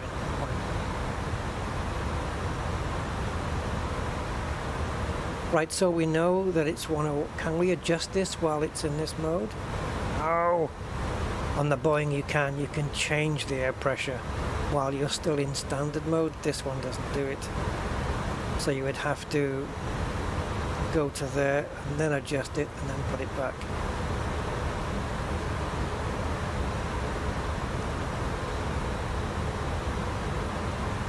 except it doesn't want to go back down again, the little freak button. And then we'll get this one prepped here.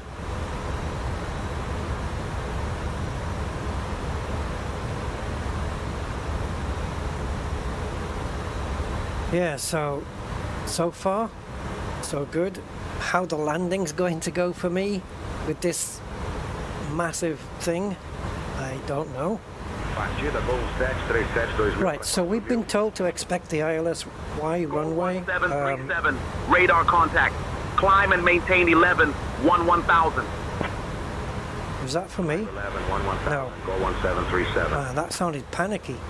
Right, so we're supposed to be arriving on ILS Yankee instead of ILS Zulu. So we can change that. Stick to the... let me just change the camera a second. Stick to the Buxa 3. And the transition, I believe, was Wukmo. Let's just put that in instead. It's not going to make that much of a difference, really, but just to keep it level with ATC. Comes to the same thing. It's all good.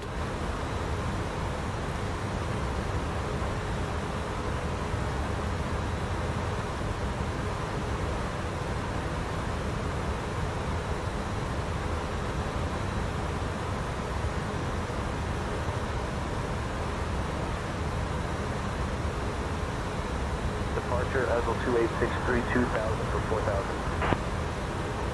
Azul 2863, radar contact. Climb and maintain. Saying here that ILS-Z, which is the one I normally choose, is the primary approach with lower minimums, or a standard 3-degree slope, while ILS-Y is often a secondary or a special approach. So hopefully we've been given that just because it's secondary and not special. Let's take a look and see if there's anything we need to worry about here. So this is what we were on, and we've been assigned this one, ILS Yankee. So is the decision altitude different? No, it's still 211. So I don't need to worry about that. It's still 2700 at Vaymore and it's still 1600 at Remix.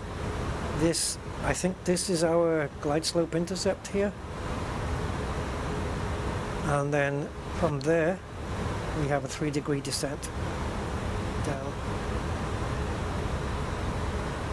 And yeah, the inbound course, of course, it's the same runway, so it's still 2000 for 4000. 109. Everything else is the same. Radar contact. Climb and maintain 7000. Oh, this is different though.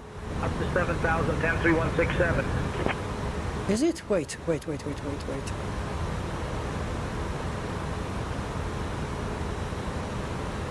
No, it's not different. Sorry.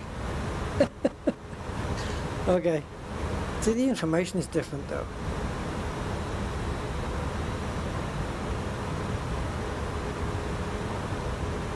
Wow, look at how much more information's on this one. So this has got ILS and or localizer Y as well.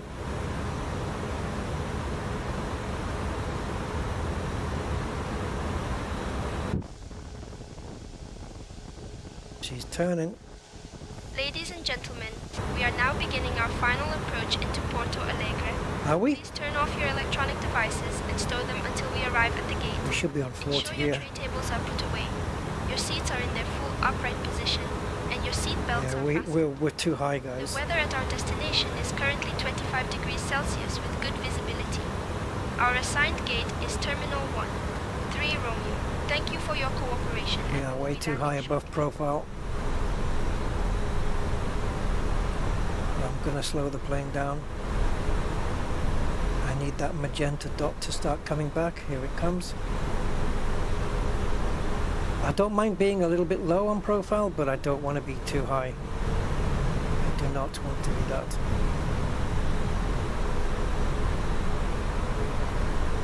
Come on. Come on, get us on profile here. And I haven't even checked out the flap information yet. I'll do that now. Profile almost there. Come on, a little bit more, a little bit more. I guess this is our speed window that we have to be in. If I press this button, just take it back. Right, flap information. Is it written on the... There it is. So flap 1 and 1 plus F, so 280, 233 for 1 plus F. So 233, 216 and 206. And then we'll be landing at 155.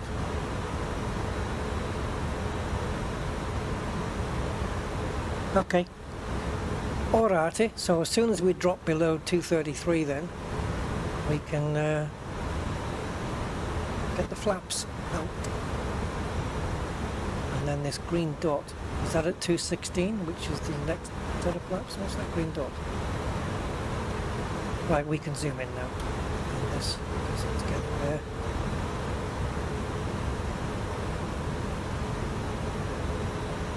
Well, it's a big place wherever it is.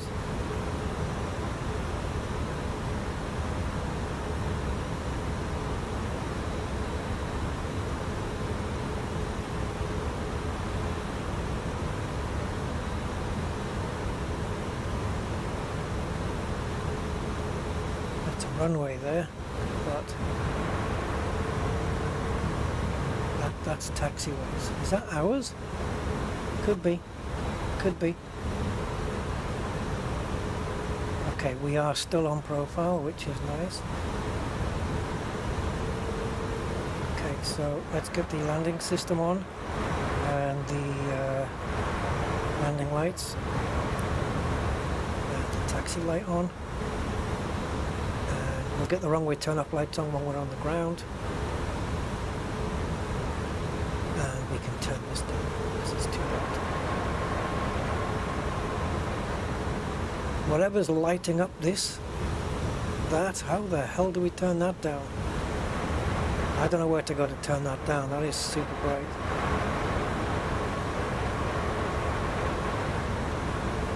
Okay, we are no longer on standard air pressure now. Right, as soon as the localizer comes in near the center here, we'll arm the approach mode. 126.75 for Juliet Alpha 9 at 845. Where's the decel? Oh, there it is. Just hiding there. That D, that's the decel point. Plane's going to start slowing down dramatically there. And then it's time to get your flaps out. Right, there's the glide slope already there, look. But, yeah. We need the localizer to come in at the bottom. And then we can arm the approach. Don't want to do it beforehand. See, glide slope's going away from us a little bit now. Virgin 267. Yep. Heavy. Descend altitude 2700 feet. Cleared for the ILS runway 11 approach via OGDUV. The plane will hold at 2700 anyway. I know he just said to descend to 2700, but it's going to hold there anyway because it's been told to. We have a constraint here. And another one at 1660. Descending to altitude 2700 feet. So it will hold runway 11 approach via at 27 here. QNH 1010. See here? Virgin 267. It should stop. It should stop right there. Here's our final turn. We'll just wait for the localizer to come in. Virgin 267, contact Porto Alegre Tower on 118.1. Right, it's got past the decel point now, and there she goes. It's decelerating. Come on, plane. As soon as it gets past here, it'll start dropping. There's the localizer in already, so now we can arm approach. And there's the runway. Come on, baby. Sweet mama. Localizer is captured. Glide slope is armed, and it's on its way down. See, if you imagine a line just being a diagonal line coming up, we have to arrive at it and intersect it, and then it will capture the glide slope, and then that's it. Flaps 1. I hope. Yes. I'm going to go flaps 2 straight away, guys, because we're really close here.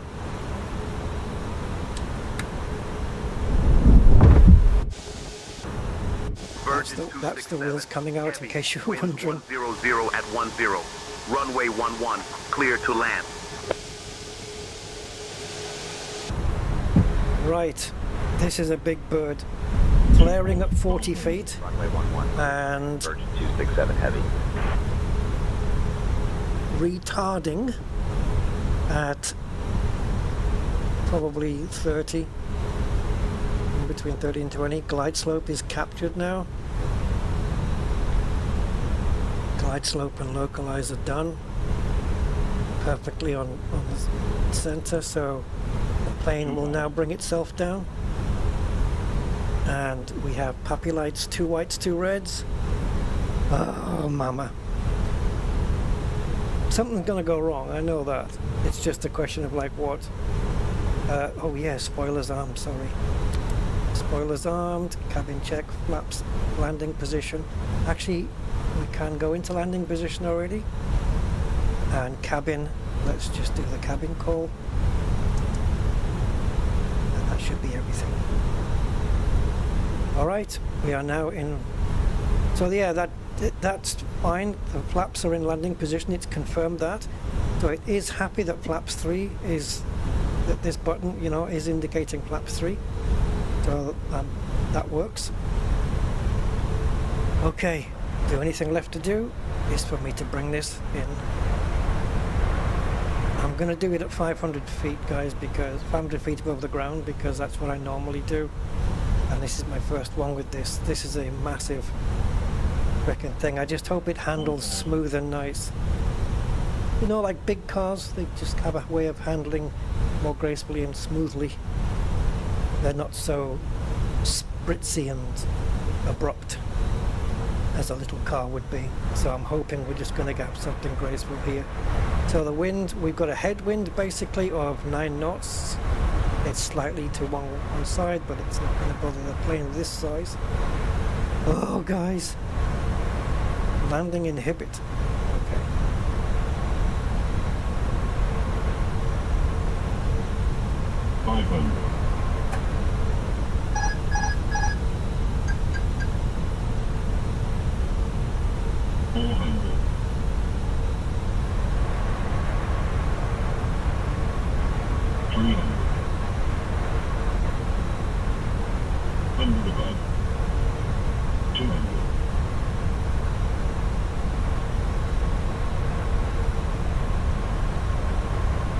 High, need to push it down. Minimum. 100. We are going to land long, but it's fine. 50, 40, 30, 20, retard. 10.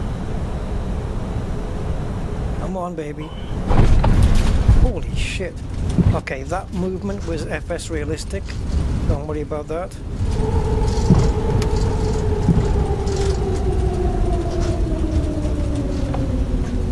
That was FSRealistic just set wrongly. I don't particularly think that was such a bad landing, just that noise was a bit too heavy.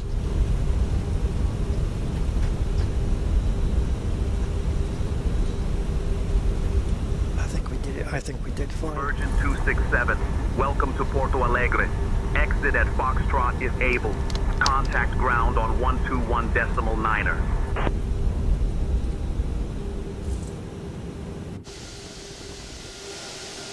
We need to get rid of these things. I don't like them. Foxtrot if able, switching to ground on 121.9er. Virgin 267. Brian, can you request taxi to the assigned gate, please?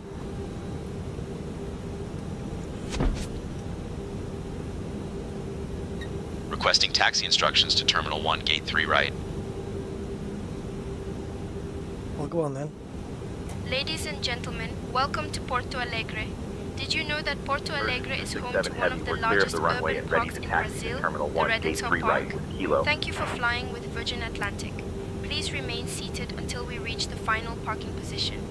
On behalf of your flight crew, thank you for flying with Virgin Atlantic. Porto Alegre ground. Local time is Taxi to Terminal 7:26 1. p.m. Gate 3 right, via Echo, Delta, Mike 3.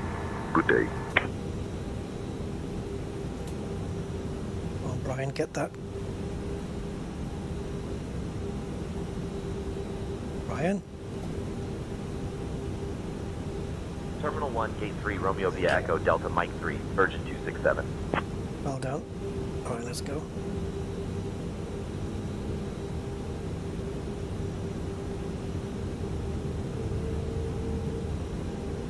Yeah, I find that there's way too much head movement on the landing, which kind of exaggerates. So I did float it a bit long, and I was a bit late with the dropping the throttle, because when he says 40, it's when you have to flare the plane. But the 30 and the 20 comes in really quick after that. And that's when you have to drop the throttle, idle it. And I'm still busy flaring. So I actually dropped the throttle a little bit late. But we must have still been descending. I don't think I flared the nose up enough, because you only have to flare it up a little tiny bit. I just hope I didn't do it too much so that it was, gaining altitude again.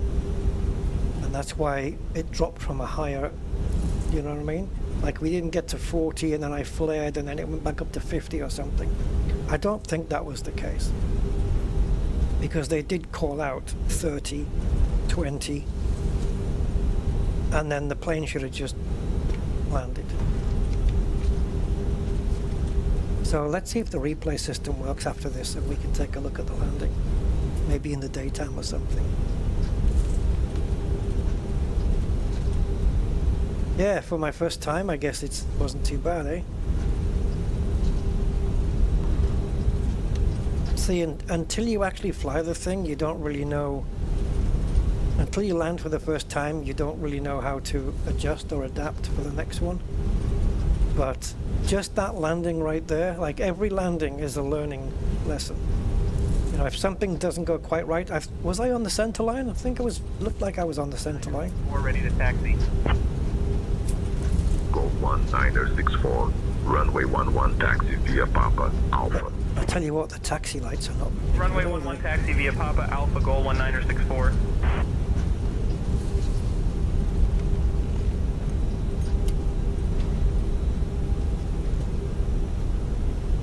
So I think we're turning off here, guys.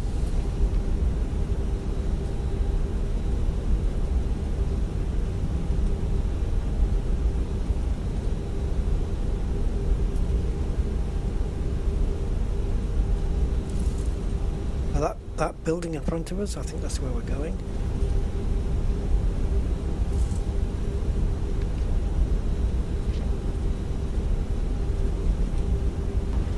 Just need to make sure. I think we're turning off here. The thing is, I can't see jack. Even the landing lights are not very bright. I think I've just missed the parking. It's about here.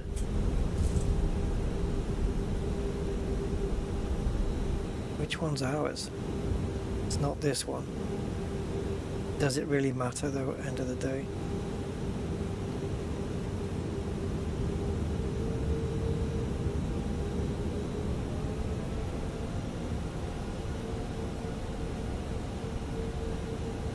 This is the problem with this is where Beyond ATC does do the job better. It is the live map when taxiing. On Beyond ATC, it is perfectly in real time with what you're doing, where the one in SayIntentions is actually quite laggy.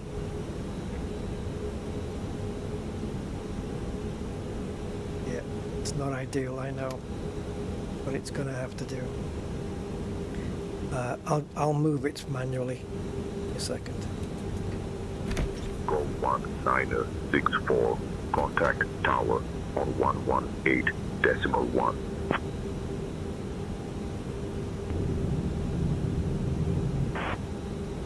Okay.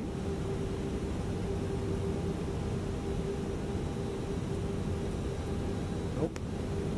Doesn't want to play.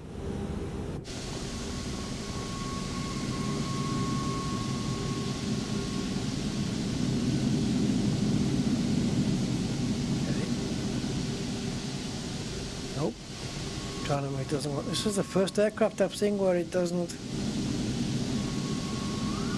doesn't want me to move it. Maybe because there's a plane there. I don't know. I'm happy with it here. What we could have done as well while we were taxiing is put on the APU so that we could turn the engines off right now. But I think what we'll do now instead is just request ground power from the tablet. Okay.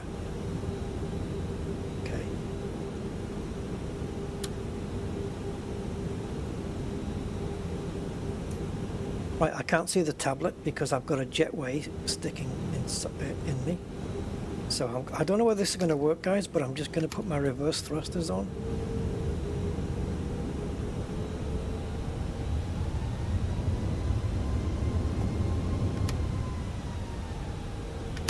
Yeah, you'll have to go a bit more than that.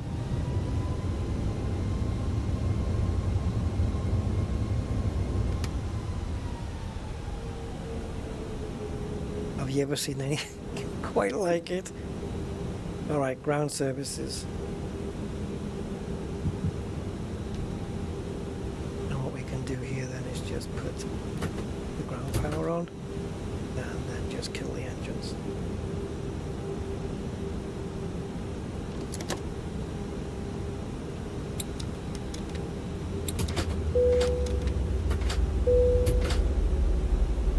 Alright, sweet. Yep. Let's just pretend that we're turning all the fuel pumps off and all of that stuff. Taxi light can go off.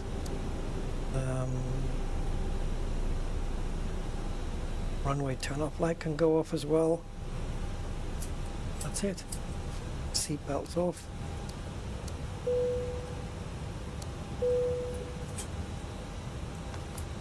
Now, is she going to announce, because I've turned the seat belts off, that everybody can file out? Of course we can turn that up as well, don't need those. Parking brake, electric, okay, that's it. Oh, well, interesting. So, I want to try something, guys. Let me just bring this back a second. Let's switch it to...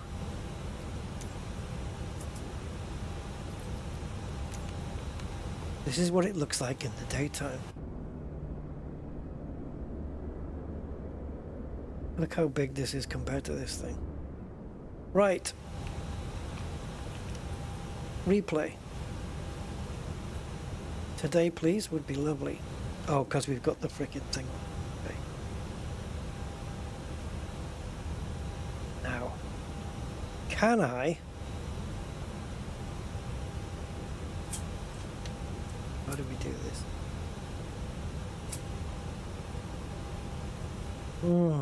It's not going to play. Replay mode.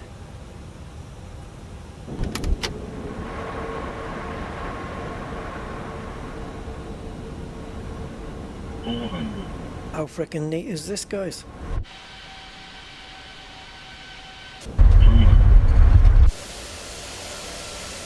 Look at this. Replay system built in.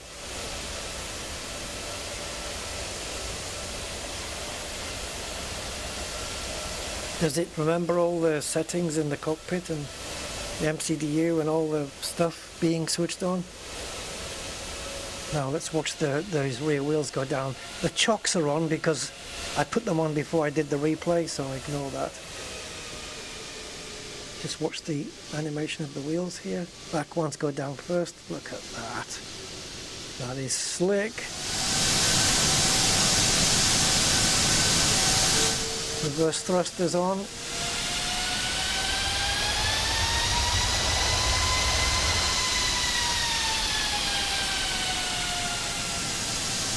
Dude. Very nice. Yeah, we can just piss about with this. Like I can just go all the way back. It looks like it only records the last hour.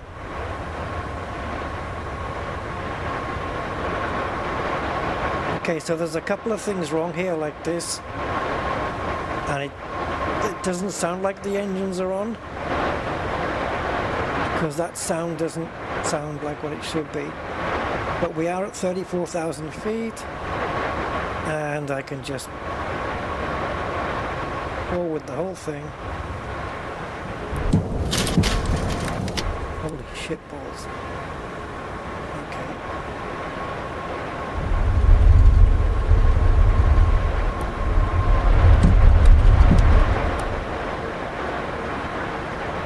What are we at now? 2,700. Do we have to make that final turn yet? Oh, yeah, obviously it's... The plan's not there, is it? Flight plan. A little bit more forward. Oh, we need to go back a bit then. Let's just hit rewind. Hit rewind once. And then again, and then again, and then again. Look at this, guys. Just look at this system that we can do here.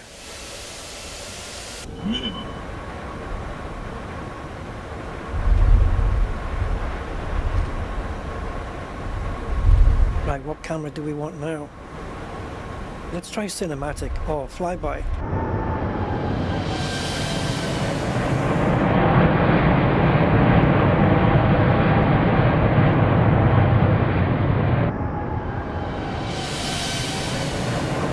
Ignore the chocks. Maybe I could take those off on the EFB. Okay, so just another thing I want to check out here is if we just rewind.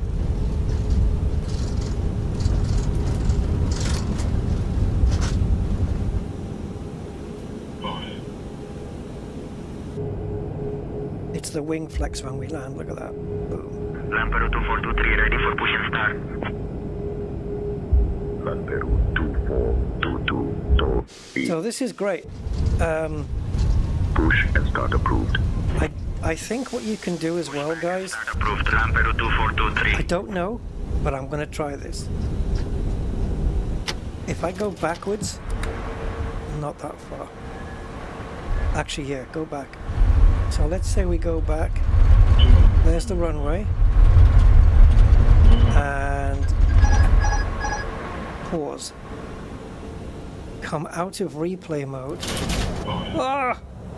I was hoping it would let us fly back in again. It looks like you can't do that. That would be nice just to play that bit again. Oh wow, it's having trouble settling there. I was hoping we could just come off replay mode and then it would put us at that point and we could just land again. But the replay system's nice. It's really nice to have that built in. I don't know if you can change anything to make it go for longer than an hour. And also, when I cancel the flight, does it remove this replay from my files and folders? It's not going to just keep building up loads and loads of replays. Because I think what it might do, instead of removing it, is it will keep the file there. And the moment we have another flight in this aircraft, it'll use the same file again. It'll just keep overwriting the same file. So let's say this is a gigabyte, this 1 hour, then it'll just, which I don't think it will take a gigabyte just for information like that. I don't know, a couple of 100 megabytes, if that. And then it'll just keep using that same file over and over and over again. Oh, it looks a bit more positioned there, doesn't it? Looks a bit better positioned. But it's not. It's exactly where we parked it. And I don't know if that jetway will be able to attach to us. We can certainly try. But I wouldn't hold out any hope. Yeah, so it's not doing it. Because we moved the plane, so... Oh, it's outdated apparently. There's a new latest version. I wonder if that's to accommodate this plane. So we don't have the deboard and stuff because... Yeah, because I removed the plane and then put it back again. But yeah, there you go, guys. That was 4 hours because we spent a lot of time prepping the plane and learning about it and stuff at the beginning. The flight was nice. The landing... I don't know. I'm going to try... The thing is turning off FSRealistic because it used to be an app. You would just run it and it would work in the background. Now it's part of this, so it's on all the time. But I think in the settings you can just do that, surely. Oh no, that means FSRealistic services are active. So there is a master off switch.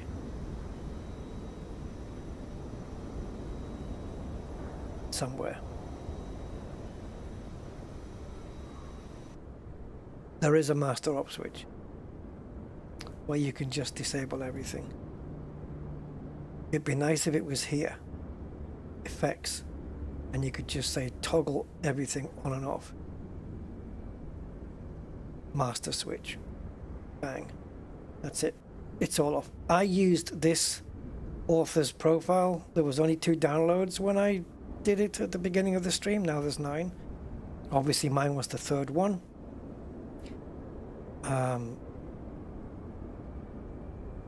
Yeah. So next time we'll try it with the master switch off. And I'll land it like that and we'll see. You know, I can keep it running for the whole flight, and then on the final approach we'll just come and turn that off and see how it lands properly without any added fake shake effects. Alright guys, well that's it. I hope you enjoyed the stream. If you did, smash the like. Well, don't smash it, caress it. And yeah, I appreciate it, and I'll try and get back on track as soon as I can. But I think doing this stream has helped me out in some ways, maybe not in others, but it's, yeah, it's good. It takes your mind off stuff. And I've never been to this airport before. In case you're wondering, guys, where we are, by the way, I'll show you. So we're here in South America. So South America right there, right? And yeah, we're all the way down there.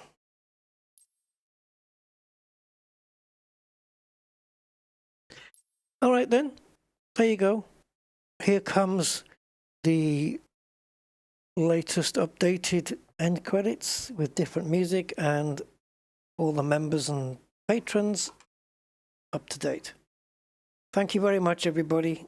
Have a good rest of the night or afternoon or morning, wherever you may be. And I'll catch you on the next one. Bye-bye.